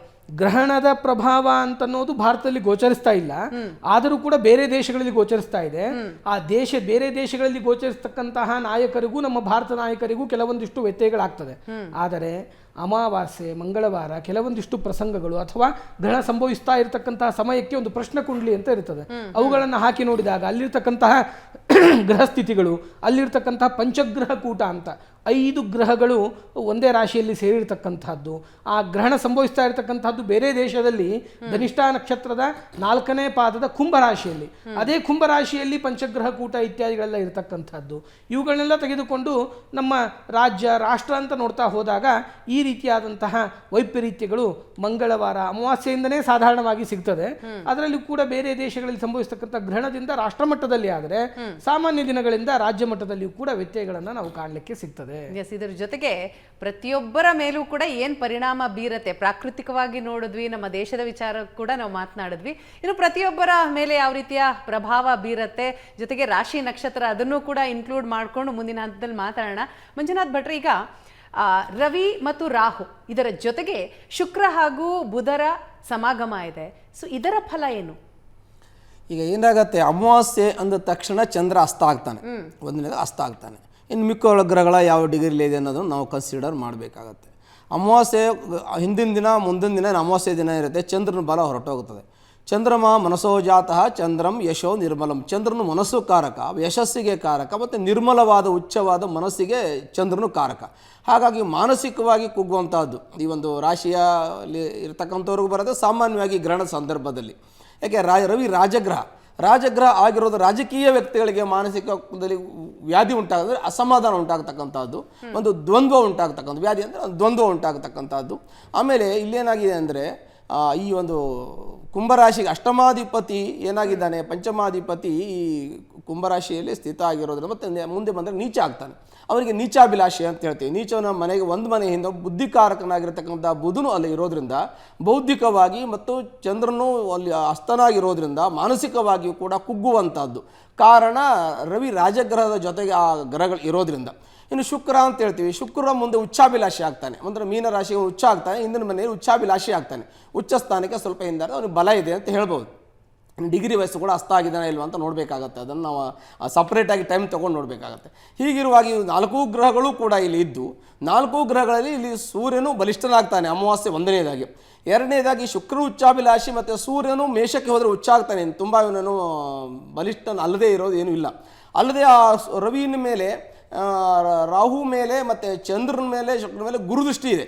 ಹಾಗಾಗಿ ಏನಾಗುತ್ತೆ, ಸೂರ್ಯನು ಮತ್ತು ಇನ್ನೂ ಬಲಿಷ್ಠನಾಗ್ತಾನೆ, ಚಂದ್ರನೂ ಬಲಿಷ್ಠನಾಗ್ತಾನೆ, ಬಟ್ ಅಸ್ತ ಆದರೂ ಕೂಡ. ಹಾಗಾಗಿ ಏನಾಗುತ್ತೆ ಅಂದರೆ ಸೂರ್ಯನ ಬಲ ಜಾಸ್ತಿ ಆಗುತ್ತೆ. ಸೂರ್ಯನ ಬಲ ಜೊತೆಗೆ ಅಲ್ಲಿ ಮುಂದಿನ ಮನೆಯಲ್ಲಿ ಶನಿ ಕೂಡ ಇದ್ದಾನೆ. ಇಲ್ಲಿ ಮುಂದೆ ಶನಿ ಇದ್ದಾನೆ. ಆ ಮುಂದೆ ಶನಿ ಇರೋದ್ರಿಂದ ಸೂರ್ಯನ ಬಲನೂ ಕೂಡ ಸ್ವಲ್ಪ ವೀಕ್ ಆಗ್ತದೆ. ಯಾಕೆಂದರೆ ಶನಿಯ ದೃಷ್ಟಿ, ಶನಿ ಇರೋ ಮನೆ ಅದು ಎರಡೂ ಕೂಡ ಯಾವುದೇ ಗ್ರಹಗಳಿಗಿದ್ರೂ ಕೂಡ ವೀಕ್ ಆಗಿ ಆಗ್ತದೆ. ಯಾಕೆ ಅಂತಂದ್ರೆ ಅದರಲ್ಲಿ ಕಾರಕತ್ವ ಬೇರೆ ಇರ್ತದೆ. ನಾವು ಗ್ರಹಣದ ಬಗ್ಗೆ ಮಾತಾಡುವ ಹಾಗೆ ಮಾತಾಡುವಾಗ ಅಲ್ಲಿ ಏನಾಗುತ್ತೆ, ರಾಜಕೀಯ ವ್ಯಕ್ತಿಗಳಲ್ಲಿ ತೊಂದರೆ ಆಗ್ತಕ್ಕಂಥದ್ದು, ಚಂದ್ರನಿರೋದ್ರ ಮಾನಸಿಕ ದ್ವಂದ್ವ ಉಂಟಾಗ್ತಕ್ಕಂಥದ್ದು, ಬುಧನಿರೋದ್ರಿಂದ ಅವನ ಅಸ್ತ ಆಗಲಿಕ್ಕೆ ಹತ್ರ ಬಂದಿರೋ ಮಾನಸಿಕ ದ್ವಂದ್ವ, ಬುದ್ಧಿಯಲ್ಲಿ ಕಂಟ್ರೋಲ್ ಇಲ್ಲದೆ ಹೋಗೋದು, ಬುದ್ಧಿಯಲ್ಲಿ ಕಂಟ್ರೋಲ್ ಇಲ್ಲದೆ ಏನೋ ಮಾತಾಡ್ತಕ್ಕಂಥದ್ದು. ಬುದ್ಧಿ ಕರ್ಮ, ಅವರು ಕರ್ಮಾನುಸಾರವಾಗಿ ಭಗವಂತ ಬುದ್ಧಿ ಕೊಡ್ತಾನೆ, ಅವ್ರು ಹೇಗೆ ಮಾತಾಡಬೇಕು ಅನ್ನೋ ಯೋಚನೆ ಮಾಡದೆ ಹೆಚ್ಚು ಕಮ್ಮಿ ಮಾತಾಡಿಕೊಂಡು ಸಮಸ್ಯೆಗೆ ಸಿಲುಕಿಕೊಳ್ತಕ್ಕಂಥದ್ದು. ಮತ್ತು ಈ ರಾಹು ಜೊತೆ ರವಿ ರಾಹು ಒಟ್ಟಿಗಿದ್ರೆ ಧೈರ್ಯ ಹೆಚ್ಚಾಗ್ತಕ್ಕಂಥದ್ದು. ರವಿ ರಾಹು ಒಟ್ಟಿಗೆ ತುಂಬ ಶಕ್ತಿ ಬರುತ್ತೆ, ಧೈರ್ಯ ಬರುತ್ತೆ ಅಂತ ಒಂದು ಕಡೆಯಲ್ಲಿ ಶಾಸ್ತ್ರ ಹೇಳ್ತದೆ. ಆದರೆ ಧೈರ್ಯ ಹೆಚ್ಚಾದರೂ ಕೂಡ ತೊಂದರೆ ಆಗ್ತದೆ. ತುಂಬ ಧೈರ್ಯದಿಂದ ನಾವೇನೋ ಕೆಲಸ ಮಾಡ್ತೀವಿ, ಅವ್ರು ಎಷ್ಟೆಷ್ಟು ಕಷ್ಟವನ್ನು ಅನುಭವಿಸ್ತಾ ಇದ್ದಾರೆ ಅಂತ ನಾವು ಮಾಧ್ಯಮದಲ್ಲೂ ನೋಡ್ತೀವಿ. ಧೈರ್ಯ ಹೆಚ್ಚಾಗಿದ್ದಾಗ ಮನುಷ್ಯನಿಗೆ ಒಳ್ಳೆಯದಕ್ಕಿಂತ ಕೆಟ್ಟ ಯೋಚನೆಗಳೇ ಜಾಸ್ತಿ ಬರುತ್ತೆ. ಕೆಟ್ಟ ಸಂದರ್ಭಗಳಲ್ಲೇ ಮನಸ್ಸಿನ ಸ್ಥಿಮಿತವನ್ನು ಕಳೆದುಕೊಳ್ತಕ್ಕಂಥದ್ದು. ಯಾವುದೋ ಸಂದರ್ಭದಲ್ಲಿ ಸೀಮಿತವನ್ನು ಕಳೆದುಕೊಂಡು ಹೆಚ್ಚು ಕಮ್ಮಿ ಆಗಿ ಅದು ಕಾನೂನು ತೊಂದರೆನೋ ಬೇರೆ ಬೇರೆ ತೊಂದರೆಗಳನ್ನು ಅನುಭವಿಸೋ ನಾವು ಮಾಧ್ಯಮಗಳಲ್ಲಿ ನೋಡ್ತೀವಿ, ಪೇಪರ್ಗಳಲ್ಲಿ ನೋಡ್ತೀವಿ. ಪ್ರತ್ಯಕ್ಷ ಕಾಣದೇ ಇದ್ದರೂ ನಾವು ಪರೋಕ್ಷವಾಗಿ ನೋಡಿದ್ವಿ. ಹಾಗೆ ಧೈರ್ಯ ಹೆಚ್ಚಾಗೋದ್ರಿಂದ ಕೂಡ ತೊಂದರೆ ಆಗುತ್ತೆ. ಕಾರಣ ಹೇಗೆ ಅಂದರೆ ನೆಗೆಟಿವ್ ಪ್ಲಾನೆಟ್ ಈ ಋಣಾತ್ಮಕವಾಗಿರ್ತಕ್ಕಂಥ ರಾಹುನ ಜೊತೆ ರವಿ ಇರೋದ್ರಿಂದ ಅದು ಋಣಾತ್ಮಕವಾಗಿರ್ತಕ್ಕಂಥ ಮಾನಸಿಕ ಸ್ಥಿತಿ, ಋಣಾತ್ಮಕವಾಗಿರ್ತಕ್ಕಂಥ ಮಾನಸಿಕ ಬದಲಾವಣೆ ಮತ್ತು ಮಾನಸಿಕ ಸ್ಥಿತಿಯನ್ನು ಕಳೆದುಕೊಳ್ಳತಕ್ಕಂಥದ್ದು ಈ ಥರದ್ದೆಲ್ಲ ರಾಹು ಇರೋದ್ರಿಂದ ಆಗತ್ತೆ. ಒಂದು ಇನ್ನು ರಾಹು ತಲೆ ಅಂತ ನಾವು ಹೇಳ್ತೀವಿ, ಒಂದು ನಾವು ಜ್ಯೋತಿಷದಲ್ಲಿ ಹೇಳ್ತೀವಿ ರಾಹು ತಲೆ ಕೇತು ಬಾಲ ಅಂತ. ಅದಕ್ಕೆ ಪುರಾಣ ಹಿನ್ನೆಲೆ ಬೇರೆ ಇದೆ. ಆದರೆ ಈಗ ತಗೊಳ್ತಕ್ಕಂಥದ್ದು ರಾಹು ಏನು ಮಾಡ್ತಾನೆ ಅಂದರೆ ರಾಹು ವಿಷ ಅಂತ ಹೇಳ್ತೀವಿ, ಮೃತ್ಯು ಅಂತ ಹೇಳ್ತೀವಿ. ಸಮಸ್ಯೆಯನ್ನು ಸಮಸ್ಯೆಯನ್ನು ಹೆಚ್ಚು ಮಾಡೋದು ಮತ್ತು ಒಳ್ಳೆಯದನ್ನು ಕಟ್ ಮಾಡೋದು. ನೀವು ಯಾವುದೇ ಒಳ್ಳೇದು ಮಾಡೋಕ್ಕೆ ಹೋದಾಗ ಅಲ್ಲಿ ಕಟ್ಟಾಗ್ತಕ್ಕಂಥದ್ದು, ನಿಲ್ತಕ್ಕಂಥದ್ದು, ತೊಂದರೆ ಬರ್ತಕ್ಕಂಥದ್ದು. ಮತ್ತು ನೀವೇನು ಕೆಟ್ಟದ್ದು ಮಾಡೋದು ಅದನ್ನು ಎನ್ಕರೇಜ್ ಮಾಡ್ತಕ್ಕಂಥದ್ದು ಈ ಥರದ್ದು. ಮತ್ತು ಬೆಂಕಿ ಅನಾಹುತ, ಗಾಳಿ ಬೆಂಕಿ ಅನಾಹುತ ಆಗ್ತಕ್ಕಂಥದ್ದು. ಮತ್ತು ಶೀತಕ್ಕೆ ಸಂಬಂಧಪಟ್ಟಂಥ ತೊಂದರೆ ಕೆಲವೊಂದಷ್ಟು ಏನಾಗುತ್ತೆ, ಈ ಶೀತ ಹೆಚ್ಚಾಗಿ ತೊಂದರೆ ಆಗೋದು, ಹೀಟ್ ಜಾಸ್ತಿಯಾಗಿ ತೊಂದರೆ ಆಗೋದು, ಮತ್ತು ಅವಸರ ಮಾಡ್ಕೊಂಡು ತೊಂದರೆ ಆಗೋದು, ನಿಧಾನ ಮಾಡ್ಕೊಂಡು ತೊಂದರೆ ಆಗೋದು. ಇದು ಎರಡೂ ಕೂಡ ಹಿಂದೆ ಮುಂದೆ ಮಾಡ್ತಕ್ಕಂಥವನು ರಾಹು. ಅಲ್ಲಿ ಕೇತುವನ್ನು ಕೂಡ ಸಪ್ತಮ ಭಾವ ಇರ್ತಾನೆ, ಅದು ಶಾಸ್ತ್ರ. ಅವರು ದೃಷ್ಟಿಯೂ ಕೂಡ ಅದ್ರ ಮೇಲೆ ಇರೋದ್ರಿಂದ ಈ ಇರೋ ಗ್ರಹಗಳೆಲ್ಲ ಒಬ್ಬರೊಬ್ಬರು ಪರಸ್ಪರ ನೋಡೋದ್ರಿಂದ ಕೆಲವು ತಲೆ ಇಲ್ಲದೆ ಮಾತಾಡಬೇಕಾಗತ್ತೆ. ಕೇತುವಿಗೆ ತಲೆ ಇಲ್ಲ, ಹಾಗಾಗಿ ತಲೆ ಇಲ್ಲದೆ ಮಾತಾಡ್ತಾರೆ. ಅಂದರೆ ಯೋಚನೆ ಮಾಡದೆ ಮಾತಾಡಿ ತೊಂದರೆ ಆಮೇಲೆ ಯೋಚನೆ ಮಾಡೋದು. ಕೆಟ್ಟ ಮೇಲೆ ಬುದ್ಧಿ ಬಂತು ಹೇಳಿ, ಕೆಟ್ಟ ಮೇಲೆ ಬುದ್ಧಿ ಮೊದಲೇ ಬುದ್ಧಿ ಬಂದರೆ ಈ ಥರ ತೊಂದರೆ ಆಗಲ್ಲ. ಅದೆಲ್ಲ ಈ ದೊಡ್ಡ ವ್ಯಕ್ತಿಗಳಿಗೆ ಜಾಸ್ತಿ ಆಗ್ತದೆ. ಅಂದರೆ ಗಣ್ಯ ವ್ಯಕ್ತಿಗಳಿಗೆ ಭಾಳ ಸಮಸ್ಯೆಗಳಾಗ್ತದೆ. ಸಾಮಾನ್ಯ ವ್ಯಕ್ತಿಗಳಂಥ ಸಮಸ್ಯೆಗಳೇ ಇರಲ್ಲ, ಯಾಕೆಂದ್ರೆ ಅವರು ಸಾಮಾನ್ಯ ಸಮಸ್ಯೆಯಲ್ಲಿ ಇರೋದ್ರಿಂದ ಸಮಸ್ಯೆ ವಿಶೇಷ ಅಲ್ಲ. ಚೆನ್ನಾಗಿರೋರಿಗೆ ಸಣ್ಣ ಸಮಸ್ಯೆ ಬಂದು ದೊಡ್ಡದಾಗ್ತದೆ. ಆಗ ದೊಡ್ಡ ವ್ಯಕ್ತಿಗಳಿಗೆ ಹೆಚ್ಚಿಗೆ ಸಮಸ್ಯೆ ಆಗ್ತದೆ. ರಾಜಕೀಯ ವ್ಯಕ್ತಿಗಳಿಗೆ, ಬಿಸ್ನೆಸ್ ಮಾಡ್ತಕ್ಕಂಥ ವ್ಯಕ್ತಿಗಳಿಗೆ, ದೊಡ್ಡ ದೊಡ್ಡ ಇಂಡಸ್ಟ್ರಿ ಕೆಲಸ ಮಾಡ್ತಕ್ಕಂಥವ್ರಿಗೆ, ಮತ್ತು ಈ ಪೆಟ್ರೋಲ್ ಬಂಕು, ಯಾಕೆಂದರೆ ಅಗ್ನಿಕಾರಕ ಗ್ರಹ ಕುಜನ ಮಂಗಳವಾರ ಅಂತ ಗುರುಗಳು ಹೇಳಿದ ರೀತಿಯಲ್ಲಿ ಆ ಪೆಟ್ರೋಲ್ ಬಗ್ಗೆ ಇಟ್ಕೊಂಡು ಬೆಂಕಿಗೆ ಅನಾಹುತ, ಮತ್ತು ಗಾಳಿಯಿಂದ ತೊಂದರೆ, ನೀರಿಂದ ತೊಂದರೆ. ನೀರು ಬಂದು ಇವ್ರ ಮೇಲೆ ಹತ್ತದಿಲ್ಲ, ಇವ್ರು ನೀರಿಗೆ ಹೋಗಿದ್ದು ಸಾಯ್ತಾರೆ, ಹಿಂಗಿರ್ತದೆ. ಈಗ ನೀರಿನ ತೊಂದರೆ ಅಂದರೆ ಈಗ ನೀವು ಸುನಾಮಿ ಬರುತ್ತಾ ಅಂತ ಕೇಳ್ಬೋದು. ನೀರಿಂದ ತೊಂದರೆ, ನೀರು ಬಂದು ಇವ್ರ ಮೇಲೆ ಹತ್ತದಿಲ್ಲ, ನೀರಲ್ಲಿ ಹೋಗಿ ಇವ್ರು ಇಳಿದು ಪ್ರಾಬ್ಲಮ್ ಆಗ್ತದೆ. ಅಷ್ಟು ನಾವು ನೋಡ್ತಾ ಇರ್ತೀವಿ. ಗಾಳಿಯಿಂದ ತೊಂದರೆ ಆಗಲ್ಲ, ಇವರು ಗಾಳಿಗೆ ಹೋಗಿ ಸಿಕ್ಕಾಕತ್ತಾರೆ. ಹಾಗೆ ತಾವಾಗಿಯೇ ಮಾನಸಿಕ ಸ್ಥಿತಿ ಕಳೆದುಕೊಂಡು ತೊಂದರೆ ತೆಗೆದುಕೊಳ್ಳತಕ್ಕಂಥದ್ದು ಮತ್ತು ತಾನಾಗಿಯೇ ಬರತಕ್ಕಂಥದ್ದು. ಇನ್ನು ಕೆಲವೊಂದಷ್ಟು ನಮ್ಮ ಪ್ರಾರಬ್ಧ ಕರ್ಮ, ಪೂರ್ವಾಜಿತ ಕರ್ಮದ ಕೆಲವರು ಅನುಭವಿಸಬೇಕಾಗತ್ತೆ. ನಾವು ದೇವರ ಬುದ್ಧಿ ಕೊಟ್ಟು ಉಪಯೋಗಿಸ್ಕೊಂಡ್ರೆ ಸ್ವಲ್ಪ ಅನುಕೂಲ ಆಗಬಹುದು ಅಂತ ನಾವು ಹೇಳ್ತೀವಿ. ಸರಿ, ಒಟ್ಟಿನಲ್ಲಿ ಆ ಗ್ರಹಗಳ ಗುಣಲಕ್ಷಣಗಳಿಗೆ ತಕ್ಕ ಹಾಗೆ ಒಂದು ಪ್ರಭಾವ ಕೂಡ ಗುಣಲಕ್ಷಣದ ಮೇಲೆ ಮನುಷ್ಯನ ಜೀವನದ ಪ್ರಪಂಚದ ರೈಟ್ ಬರ್ತೀನಿ. ಮಂಜುನಾಥ್ ಭಟ್ರೆ, ಮಾತನಾಡೋಣ. ಇದರ ಜೊತೆಗೆ ಭಾರತದಲ್ಲಿ ಸೂರ್ಯಗ್ರಹಣ ಸಂಭವಿಸ್ತಾ ಇಲ್ಲ, ಆದರೂ ಕೂಡ ಪ್ರಪಂಚದ ಬೇರೆ ಬೇರೆ ಭಾಗಗಳಲ್ಲಿ ಸಂಭವಿಸ್ತಾ ಇದೆ. ಇಂಥದರ ನಡುವೆ ಯಾವ ರಾಶಿಯವರಿಗೆ ಶುಭ ಇದೆ, ಯಾವ ರಾಶಿಯವರಿಗೆ ಅಶುಭ ಇದೆ ಅನ್ನುವಂತಹ ಪ್ರಶ್ನೆ ಕೂಡ ಸಹಜ. ಬೆಂಕಿ ಉಂಗುರ ಕಪ್ಪು ಗ್ರಹಣ ವಿಶೇಷ ಕಾರ್ಯಕ್ರಮಕ್ಕೆ ಮತ್ತೊಮ್ಮೆ ಸ್ವಾಗತ. ಈಗ ಕಾಲರ್ಸ್ ರೆಡಿ ಇದ್ದಾರೆ. ಮೊದಲನೇದಾಗಿ ಬೆಂಗಳೂರಿನಿಂದ ಲಕ್ಷ್ಮಿ ಅವರು ಕರೆ ಮಾಡಿದ್ದಾರೆ. ನಮಸ್ಕಾರ ಲಕ್ಷ್ಮಿ ಅವರೇ. ನಮಸ್ಕಾರ ಮೇಡಮ್. ತಮ್ಮ ಪ್ರಶ್ನೆ? ನನ್ನ ಪ್ರಶ್ನೆ, ನಾನು ಜೀವನದಲ್ಲಿ ತುಂಬಾ ಕಷ್ಟಪಟ್ಟಿದ್ದೀನಿ. ಮುಂಚೆಗೆ ಹೆಂಗಿರ್ತೀನಿ ಅನ್ನೋದು ನನಗೆ ಸ್ವಂತ ಮನೆ ಬೇಕು. ಆ ಉದ್ದೇಶಕ್ಕೆ ನಾನು ಇವತ್ತು ಸೂರ್ಯಗ್ರಹಣ ಇದೆ, ಗೊತ್ತಾ ನಿಮ್ಗೆ? ಅದ್ರ ಬಗ್ಗೆ ಹೌದು, ನೋಡ್ತಾ ಇದ್ದೀನಿ ನಿಮ್ ಪ್ರೋಗ್ರಾಮ್. ನೋಡ್ತಾ ಇದ್ದೀರಿ? ನಿಮ್ಮನ್ನ ನೋಡೋದು ನಂಗೂ ಇಷ್ಟ, ನಿಮ್ ಮಾತು ಇಷ್ಟ. ಎಸ್ ಲಕ್ಷ್ಮಿ ಅವರೇ, ತಮ್ಮ ಪ್ರಶ್ನೆಗೆ ಉತ್ತರ ಕೊಡ್ತಾರೆ. ಭಟ್ರೆ ಮಾತಾಡಿ. ಅವರಿಗೆ ತುಂಬಾ ಕಷ್ಟ ಅನುಭವಿಸಿದ್ದೀನಿ ಅಂತ ಹೇಳ್ತಾ ಇದ್ದಾರೆ. ರೋಗ ರುಜಿನ ಕಷ್ಟ ಎಲ್ಲ ಆಯ್ತು, ಸಾಮಾನ್ಯ ಜಾಸ್ತಿ ಕಷ್ಟ ಇದೆ. ನಿಮ್ಮ ರಾಶಿ ಯಾವುದು ಅಶ್ವಿನಿ ನಕ್ಷತ್ರ ಮೇಷರಾಶಿ. ಅಶ್ವಿನಿ ನಕ್ಷತ್ರ ಮೇಷರಾಶಿ. ಮೇಷರಾಶಿಗೆ ಒಳ್ಳೆ ಫಲ ಇದೆ. ಮೇಷರಾಶಿಗೆ ಅಂತ ತೊಂದರೆ ಏನು ಗ್ರಹಣದಿಂದ ಇರೋದಿಲ್ಲ. ಮತ್ತು ಮೇಷರಾಶಿಗೆ ನಿಮಗೆ ಶನಿ ಬೇರೆ 7 ಶನಿ ಪ್ರಭಾವ ಇದೆ, ಸುಮಾರು ಒಂದೂವರೆ ವರ್ಷದಿಂದ ಕೂಡ ಇದೆ. ಗುರುಬಲ ಕೂಡ ಇಲ್ಲ, ಹಾಗಾಗಿ ಸ್ವಲ್ಪ ಮಟ್ಟಿಗೆ ತೊಂದರೆ ಅನುಭವಿಸಬೇಕಾಗಿರ್ಬೋದು. ಒಂದನೇದಾಗಿ. ಎರಡನೇದಾಗಿ ನಿಮ್ಮ ದಶಾಭುಕ್ತಿ ಜಾತಕ ಫಲ ಕೂಡ ಇದಕ್ಕೆ ಆಗುತ್ತೆ, ಅಲ್ಲಿಂದ ಕೂಡ ಸಮಸ್ಯೆ ಇರಬಹುದು. ನಿಮ್ಮ ಜಾತಕ ಪರಿಶೀಲನೆ ಮಾಡ್ಕೊಳ್ಳಿ. ಮೇಷರಾಶಿಗೆ ಅಂತ ತೊಂದರೆ ಅಂದರೆ ಶನಿ ಒಂದು ಬಿಟ್ಟರೆ ಬೇರೆ ಯಾವುದೂ ಇಲ್ಲ, ಗುರುಬಲ ಇಲ್ಲ. ಬಟ್ ಸ್ವಲ್ಪ ಮಟ್ಟಿಗೆ ವ್ಯತ್ಯಾಸ ಆಗ್ತದೆ, ಅಪ್ಸ್ ಆ್ಯಂಡ್ ಡೌನ್ಸ್ ಇರುತ್ತೆ. ಸ್ವಲ್ಪ ನೋಡ್ಕೊಂಡು ಜಾತಕ ಪರಿಶೀಲನೆ ಮಾಡ್ಕೊಳ್ಳಿ, ಅದರಿಂದ ನಿಮಗೆ ನಿರ್ದಿಷ್ಟ ಫಲಾಫಲಗಳು ಸಿಗುತ್ತೆ. ಸರಿ, ಥ್ಯಾಂಕ್ ಯು ಲಕ್ಷ್ಮಿ ಅವರೇ. ಈಗ ಬೆಳಗಾವಿಯಿಂದ ರಮೇಶ್ ಕರೆ ಮಾಡಿದ್ದಾರೆ. ನಮಸ್ತೆ ರಮೇಶ್ ಅವರೇ. ನಮಸ್ಕಾರ ಮೇಡಮ್. ರಮೇಶ್ ಅವರೇ, ತಮ್ಮ ಪ್ರಶ್ನೆ. ಅಂದ್ರೆ ಈ ಗ್ರಹಣ ನನ್ನ ರಾಶಿಗೆ, ನನ್ನ ಹೆಸರಿಗೆ ಅಂದ್ರೆ ಶುಭನ ಅಶುಭನ? ತಮ್ಮ ರಾಶಿ ಯಾವುದು? ಕುಂಭ. ಕುಂಭ ರಾಶಿ. ಕುಂಭ ರಾಶಿಯಲ್ಲಿಯೇ ಗ್ರಹಣ ಸಂಭವಿಸ್ತಾ ಇದೆ. ರಮೇಶ್ ಅವರೇ,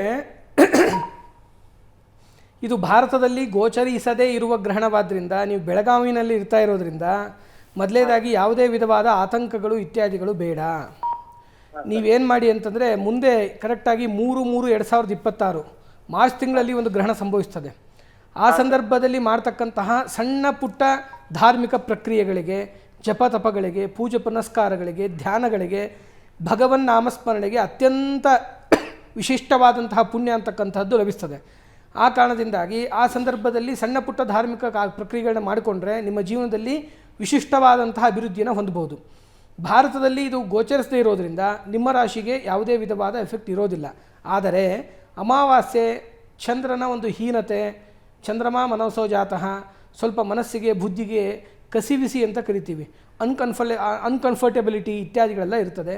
ಆ ಕಾರಣದಿಂದಾಗಿ ಸ್ವಲ್ಪ ಮನೋಕಾರಕರಾದಂತಹ ಚಂದ್ರ ಮನಸ್ಸಿಗೆ ಅಭಿಮಾನಿ ದೇವತೆ, ಅವನ ಮನಸ್ಸನ್ನೂ ಸರಿ ಮಾಡ್ತಕ್ಕಂಥವರು ಮಹಾರುದ್ರ ದೇವರು ಶಿವ. ಆ ಶಿವನ ಆರಾಧನೆಯನ್ನು ಮಾಡಿ ವಿಶಿಷ್ಟವಾದಂತಹ ಅನುಕೂಲತೆಗಳು ಖಚಿತವಾಗಿ ನಿಮಗೆ ಆಗುತ್ತೆ. ಇನ್ನು ಹಾವೇರಿಯಿಂದ ಆಕಾಶ್ ಕರೆ ಮಾಡಿದ್ದಾರೆ. ನಮಸ್ತೆ ಆಕಾಶ್ ಅವರೇ. ನಮಸ್ತೆ. ತಮ್ಮ ಪ್ರಶ್ನೆ. ನಮ್ಮ ಪ್ರಶ್ನೆ ಅದೇ, ನಮ್ದು ಕುಂಭ ರಾಶಿ ಶತಭಿಷ ನಕ್ಷತ್ರ. ಇನ್ನೊಂದ್ಸರಿ ಹೇಳಿ, ಕೇಳಿಸ್ತಾ ಇಲ್ಲ. ಶತಭಿಷ ನಕ್ಷತ್ರ ಕುಂಭ ರಾಶಿ. ಹಾ ಸರಿ. ಪ್ರಶ್ನೆ ಗ್ರಹಣದ ಬಗ್ಗೆ ಏನಾರ ದೋಷ ಇದೆ? ಸರಿ, ಉದ್ಯೋಗದ ಬಗ್ಗೆ. ಆಯ್ತು. ಉದ್ಯೋಗದ ಬಗ್ಗೆಯೂ ಕೂಡ ತಮ್ಮ ಪ್ರಶ್ನೆ ಇದೆ. ಈಗ ಕುಂಭ ರಾಶಿಯಲ್ಲಿ ಗ್ರಹಣ ಶತಭಿಷ ನಕ್ಷತ್ರ ಅಂತ ಹೇಳ್ತಾರೆ. ಅದೇ ರಾಶಿಯಲ್ಲಿ ಗ್ರಹಣ ಇವಾಗ ಆಗ್ತಾ ಇದೆ, ಗ್ರಹಣ ನಡೀತಾ ಇದೆ ಅಂತ ಇಟ್ಕೊಳ್ಳಿ. ಅದು ಕುಂಭ ರಾಶಿಗೆ ಗುರು ದೃಷ್ಟಿ ಕೂಡ ಇದೆ. ಹಾಗಾಗಿ ಕುಂಭರಾಶಿಯಲ್ಲಿ ಏನೇ ಇದ್ದರೂ ಕೂಡ ದೈವಾನುಗ್ರಹದಿಂದ ಅದು ಪರಿಹಾರ ಆಗ್ತದೆ. ಕುಂಭರಾಶಿಯಲ್ಲಿ ಹುಟ್ಟಿದಂಥ ವ್ಯಕ್ತಿಗಳಿಗೆ ಏನಿದ್ರೂ ಕೂಡ ಗುರು ಆರಾಧನೆ ಮಾಡಬೇಕು, ಒಂದನೇದಾಗಿ. ಎರಡನೇದಾಗಿ ಇದು ರಾಹುವಿನ ನಕ್ಷತ್ರ, ಶತಭಿಷ ನಕ್ಷತ್ರ ರಾಹು ನಕ್ಷತ್ರ ಆಗಿರೋದ್ರಿಂದ ಅಷ್ಟು ತೊಂದರೆ ಆಗಲಿಕ್ಕಿಲ್ಲ. ರಾಹು ಆ ರಾಶಿಯಲ್ಲಿ ಸ್ಥಿತ ಆಗಿದ್ದಾನೆ.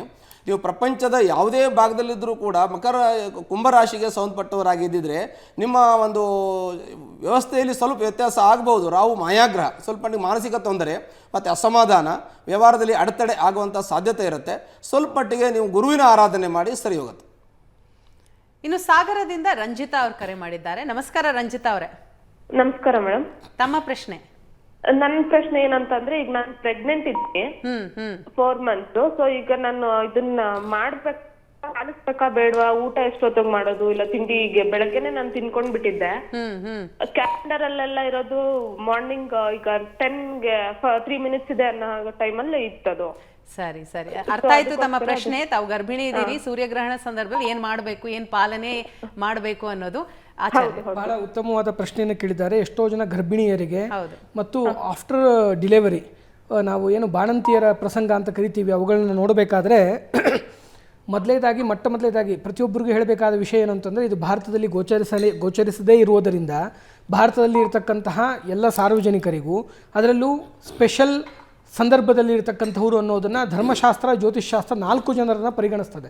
ಆ 4 ಜನರು ಯಾರು ಅಂತಂದರೆ, 8 ವರ್ಷದ ಒಳಗಡೆ ಇರತಕ್ಕಂತಹ ಬಾಲಕರು, 80 ವರ್ಷದ ಮೇಲ್ಗಡೆ ಇರತಕ್ಕಂತಹ ವೃದ್ಧರು, ಪ್ರೆಗ್ನೆಂಟ್ ವುಮೆನ್ಸ್ ಗರ್ಭಿಣಿ ಸ್ತ್ರೀಯರು ಮತ್ತು ಬಾಣಂತಿಯರು, ಯಾರಾದರೂ ಔಷಧ ಉಪಚಾರಗಳನ್ನು ಸತತವಾಗಿ ತೆಗೆದುಕೊಳ್ತಾ ಇರತಕ್ಕಂಥವ್ರು, ಸಣ್ಣ ಪುಟ್ಟ ರೋಗಗ್ರಸ್ತರಾದವರು. ಇವರಿಗೆ ಸಾಮಾನ್ಯ ದಿನದಲ್ಲಿ ಭಾರತದಲ್ಲಿ ಗ್ರಹಣ ಗೋಚರಿಸುವ ಸಂದರ್ಭದಲ್ಲಿಯೂ ಕೂಡ ಎಕ್ಸೆಂಪ್ಷನ್ಸ್ ಇರ್ತದೆ. ಅಂದರೆ ಉದಾಹರಣೆ, ಗ್ರಹಣ ಗೋಚರಿಸುವ ಸಂದರ್ಭ ಸಾಯಂಕಾಲ 6:30 ಆಗಿದ್ದರೆ ಅದಕ್ಕೂ 3 ಗಂಟೆ ಮುಂಚೆವರೆಗೂ ಕೂಡ ಆಹಾರಾದಿಗಳನ್ನ, ಲಘುವಾದಂತಹ ಲೈಟ್ ಆಗಿರ್ತಕ್ಕಂತಹ ಆಹಾರ ಪಾನೀಯಗಳನ್ನು ತೆಗೆದುಕೊಳ್ಳಲಿಕ್ಕೆ ಅವಕಾಶ ಇದೆ. ಹಾಗಾಗಿ ನೀವು ಹೇಳ್ತಾ ಇದ್ದೀರಿ, ನಾನು ಬೆಳಗ್ಗೆನೇ ತೊಗೊಂಡ್ಬಿಟ್ಟಿದ್ದೀನಿ, ಇವಾಗ ತೊಗೋಬೇಕೋ ಬೇಡವೋ ಅನ್ನೋ ಪ್ರಸಂಗ ಇಲ್ಲೇ ಇಲ್ಲ.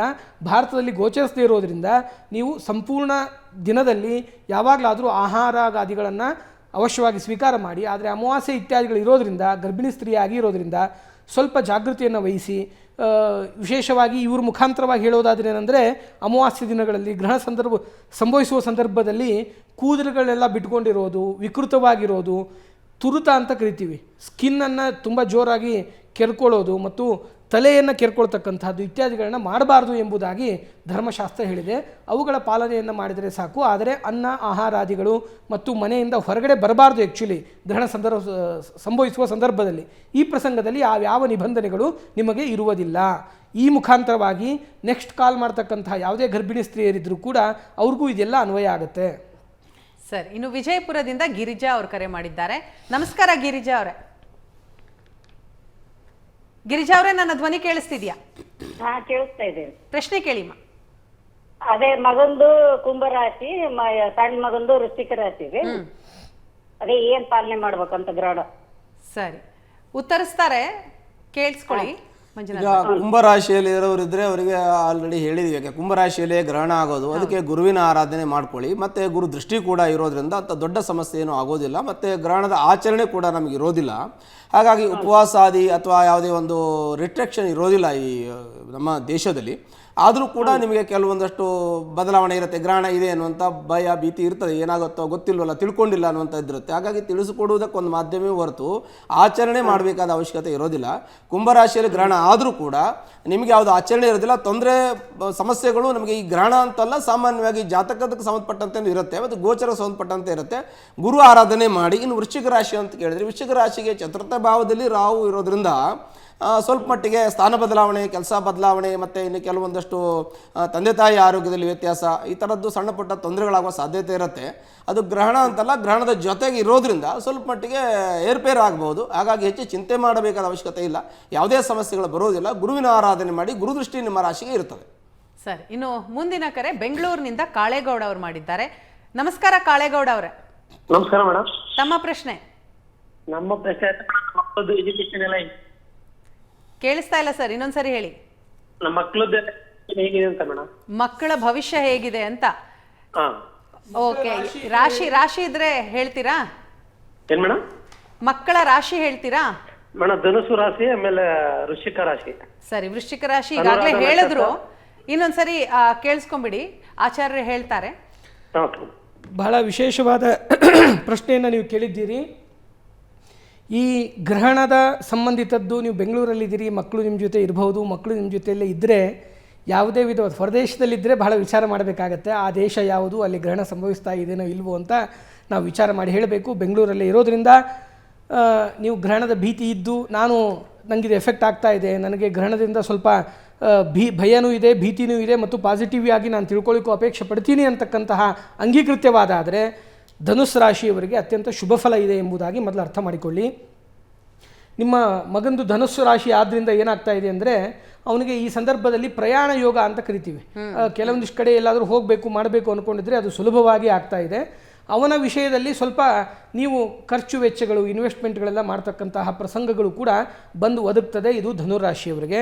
ಇನ್ನು ವೃಶ್ಚಿಕ ರಾಶಿಯವರಿಗೆ ಈಗಾಗಲೇ ತಿಳ್ಕೊಂಡಿದ್ದೀರಿ. ಇನ್ನೂ ಸ್ವಲ್ಪ ತಿಳಿದುಕೊಳ್ತಕ್ಕಂಥದ್ದಾದರೆ, ಅವನಿಗೆ ಕಾನ್ಸಂಟ್ರೇಷನ್ ಇಲ್ಲ ಅನ್ನುವ ಸಮಸ್ಯೆ ಏನಾದರೂ ಇಲ್ಲಿವರೆಗೂ ಇದ್ದಿದ್ದರೆ ಇವಾಗ ಕಾನ್ಸಂಟ್ರೇಷನ್ನು, ಆತ್ಮವಿಶ್ವಾಸ ಅಂತಕ್ಕಂಥದ್ದು ಹೆಚ್ಚಳ ಆಗ್ತಕ್ಕಂಥದ್ದು ಇವುಗಳೆಲ್ಲ ಆಗೋದ್ರ ಜೊತೆಗೆ ಒಂದು ಸಣ್ಣ ಪುಟ್ಟ ವ್ಯತ್ಯಯಗಳನ್ನ ನೋಡ್ತಕ್ಕಂಥದ್ದಾದರೆ ಸ್ವಲ್ಪ ಕೋಪತಾಪಗಳು ಹೆಚ್ಚಿಗೆ ಆಗ್ತಕ್ಕಂಥ ಪ್ರಸಂಗಗಳು ಈ ಸಂದರ್ಭದಲ್ಲಿ ಮಂಗಳವಾರ, ಅಮಾವಾಸ್ಯೆ ಮತ್ತು ಕೇಳ್ತಾ ಇರತಕ್ಕಂತಹ ಸಂದರ್ಭಕ್ಕೆ ಪ್ರಶ್ನೆ ಕುಂಡಲಿಯ ಮುಖಾಂತರವಾಗಿ ನೋಡ್ತಕ್ಕಂಥದ್ದಾದರೆ ಈ ವಿಧವಾದ ಫಲಗಳು ಬರ್ತದೆ. ಆ ಕಾರಣದಿಂದಾಗಿ ನೀವು ಸ್ವಲ್ಪ ಈ ವೃಶ್ಚಿಕ ರಾಶಿಯವರಿಗೆ ಹಸುವಿಗೆ ಏನಾದರೂ ಹಸಿರು ಹುಲ್ಲನ್ನು ಕೊಡಿಸ್ತಕ್ಕಂಥದ್ರಿಂದ ಅವರ ಜೀವನದಲ್ಲಿ ಇರಬಹುದಾದಂಥ ಕೆಲವೊಂದಿಷ್ಟು ಅಡಚಣೆಗಳು ಕಡಿಮೆ ಆಗ್ತಾ ಹೋಗುತ್ತೆ. ಮತ್ತು ಧನುರಾಶಿಯವರಿಗೆ ನಾವು ನೋಡ್ತಕ್ಕಂಥದ್ರಿಂದ ವಿಶೇಷವಾಗಿ ತಾವು ಸ್ವಲ್ಪ ದಕ್ಷಿಣಾಮೂರ್ತಿಯ ಆರಾಧನೆಯನ್ನು ಮಾಡಿಸೋದ್ರಿಂದ ವಿದ್ಯಾಭ್ಯಾಸಾದಿ ಕಾರ್ಯಗಳಲ್ಲಿ ಅವ್ರಿಗೂ ಕೂಡ ವಿಶಿಷ್ಟವಾದಂತಹ ಅನುಕೂಲತೆಗಳು ಖಚಿತವಾಗಿ ಆಗುತ್ತೆ. ಸರಿ, ಗ್ರಹಣ ಅಂದ ತಕ್ಷಣ ಪ್ರತಿಯೊಬ್ಬರ ಮನಸ್ಸಲ್ಲೂ ಪ್ರಶ್ನೆ ಇದೆ, ಕರೆಗಳ ಮೇಲೆ ಕರೆಗಳು ಬರ್ತಾ ಇದೆ. ಈಗ ಮುಂದಿನ ಕರೆ ಬೆಂಗಳೂರಿನಿಂದ ಗವಿಸಿದ್ದ ಅವರು ಕರೆ ಮಾಡಿದ್ದಾರೆ. ನಮಸ್ಕಾರ ಗವಿಸಿದ್ದ ಅವರೇ. ನಮಸ್ಕಾರ. ತಮ್ಮ ಪ್ರಶ್ನೆ ಸರ್. ಸ್ವಲ್ಪ ಆರೋಗ್ಯ ಬಗ್ಗೆ ಕೇಳಬೇಕು ಮೇಡಮ್. ಇನ್ನೊಂದ್ಸರಿ ಹೇಳಿ. ಆರೋಗ್ಯ ಬಗ್ಗೆ ಕೇಳಬೇಕು. ಗ್ರಹಣದಲ್ಲಿ ಆರೋಗ್ಯದ ಬಗ್ಗೆ. ರಾಶಿ ಯಾವುದು? ಮಕರ ರಾಶಿ. ಮಕರ ರಾಶಿ. ಸರಿ, ಮಂಜುನಾಥ್ ಭಟ್ರೆ. ನೋಡಿ, ಮಕರ ರಾಶಿಗೆ ಸ್ವಲ್ಪ ಮಟ್ಟಿಗೆ ತೊಂದರೆ ಇದೆ ಅಂತ ಹೇಳ್ತೀವಿ. ಯಾಕೆಂದರೆ ಕುಂಭದಲ್ಲಿ ಗ್ರಹಣ ಆಗೋದು ಮಕರ ರಾಶಿಗೆ ಅದರ ಎಫೆಕ್ಟ್ ಆಗೇ ಆಗ್ತದೆ ಅಂತ ನಾವು ಹೇಳ್ತೀವಿ. ಈ ಮಕರ ರಾಶಿಯಲ್ಲಿ ಇರ್ತಕ್ಕಂಥ ವ್ಯಕ್ತಿಗಳಿಗೆ ವ್ಯಾಪಾರದಲ್ಲಿ ವ್ಯತ್ಯಾಸ ಆಗ್ತಕ್ಕಂಥದ್ದು, ವ್ಯಾಪಾರದಲ್ಲಿ ಸ್ವಲ್ಪ ಅಂದರೆ ನಷ್ಟ ಆಗ್ತಕ್ಕಂಥದ್ದು, ಸ್ಥಾನ ಬದಲಾವಣೆ ಆಗ್ತಕ್ಕಂಥದ್ದು ಮತ್ತು ಆರೋಗ್ಯದಲ್ಲಿ ವ್ಯತ್ಯಾಸ ಆಗ್ತಕ್ಕಂಥದ್ದು, ಶೀತಕ್ಕೆ ಸಂಬಂಧಪಟ್ಟಂತೆ ಈ ಎಂಟಿಗೆ ಸಂಬಂಧಪಟ್ಟಂತೆ ತೊಂದರೆ, ಗಂಟ್ಲು ನೋವು, ಥೈರಾಯ್ಡ್, ಈ ಥರ ಸಮಸ್ಯೆಗಳು ಆರೋಗ್ಯದಲ್ಲಿ ವ್ಯತ್ಯಾಸ ಆಗ್ತದೆ. ಮತ್ತು ಆರ್ಥಿಕವಾಗಿ ಸಂಕಷ್ಟ ಸ್ವಲ್ಪ ಮಟ್ಟಿಗೆ ನಿಮಗೆ ಹೆಚ್ಚಿಗೆ ಆಗುವ ಸಾಧ್ಯತೆ ಇದೆ. ಇರೋದು ಸ್ವಲ್ಪ ಜಾಸ್ತಿ ಆಗ್ಬೋದು. ಆ ಥರ ಸಮಸ್ಯೆಗಳಿರುತ್ತೆ. ಸ್ಥಾನ ಬದಲಾವಣೆ ಮಾಡ್ತಕ್ಕಂಥದ್ದು, ಕೆಲಸ ಬದಲಾವಣೆ ಮತ್ತು ಕೆಲವೊಂದಷ್ಟು ಮಾನಸಿಕ ಒತ್ತಡ, ಚಿಂತೆ, ಮನೋಕ್ಲೇಶ ಮತ್ತು ಬಂಧು ಮಿತ್ರರೊಡನೆ ವಿರೋಧ, ಇವೆಲ್ಲ ಸಣ್ಣ ಪುಟ್ಟ ಸಮಸ್ಯೆಗಳು. ಒಂದು ದೊಡ್ಡದಾಗತ್ತೆ ಅಂತಲ್ಲ, ಸಣ್ಣ ಪುಟ್ಟ ಸಮಸ್ಯೆಗಳು, ಕೋರ್ಟು ಕಚೇರಿ ವ್ಯಾಜ್ಯದಲ್ಲಿ ಸ್ವಲ್ಪ ಮಟ್ಟಿಗೆ ಹಿನ್ನಡೆ ಆಗುವಂಥ ಸಾಧ್ಯತೆಗಳು ಕೂಡ ಇರುತ್ತೆ. ಹಾಗಾಗಿ ಎಲ್ಲದಕ್ಕೂ ನಿಮ್ಮ ಜಾಸ್ತಿ ಜಾಗೃತೆಯಿಂದ ಇರೋದ್ರಿಂದ ನಿಮ್ಮ ಸಮಸ್ಯೆಗಳು ಪರಿಹಾರ ಆಗೋಕ್ಕೆ ಒಂದು ಅವಕಾಶ ಆಗುತ್ತೆ. ಮತ್ತು ತಾಳ್ಮೆ ಬಹಳ ಮುಖ್ಯವಾಗಿರುತ್ತೆ. ಮತ್ತು ಸ್ಯೂರಿಟಿ ಕೊಡೋದು, ಸಾಲ ಕೊಡೋದು ಮಾಡೋಕ್ಕೆ ಹೋಗಬೇಡಿ. ಖಂಡಿತ ನಿಮಗೆ ಒಳ್ಳೆಯದಾಗುತ್ತೆ. ದೇವರನ್ನು ಪ್ರಾರ್ಥನೆ ಮಾಡ್ಕೊಳ್ಳಿ. ಸರಿ, ಇನ್ನು ಹುಬ್ಬಳ್ಳಿಯಿಂದ ಅರವಿಂದ್ ಅವರು ಕರೆ ಮಾಡಿದ್ದಾರೆ. ನಮಸ್ಕಾರ ಅರವಿಂದ್ ಅವರೇ. ನಮಸ್ಕಾರ ಮೇಡಮ್. ತಮ್ಮ ಪ್ರಶ್ನೆ ಸರ್. ಪ್ರಶ್ನೆ ಸೂರ್ಯಗ್ರಹಣದ ಬಗ್ಗೆ. ಹೇಳಿ. ಸೂರ್ಯಗ್ರಹಣದ ಬಗ್ಗೆ ಪ್ರಶ್ನೆ ಇತ್ತು. ಹಾ, ಸೂರ್ಯಗ್ರಹಣದ ಬಗ್ಗೆ ಕೇಳಿ.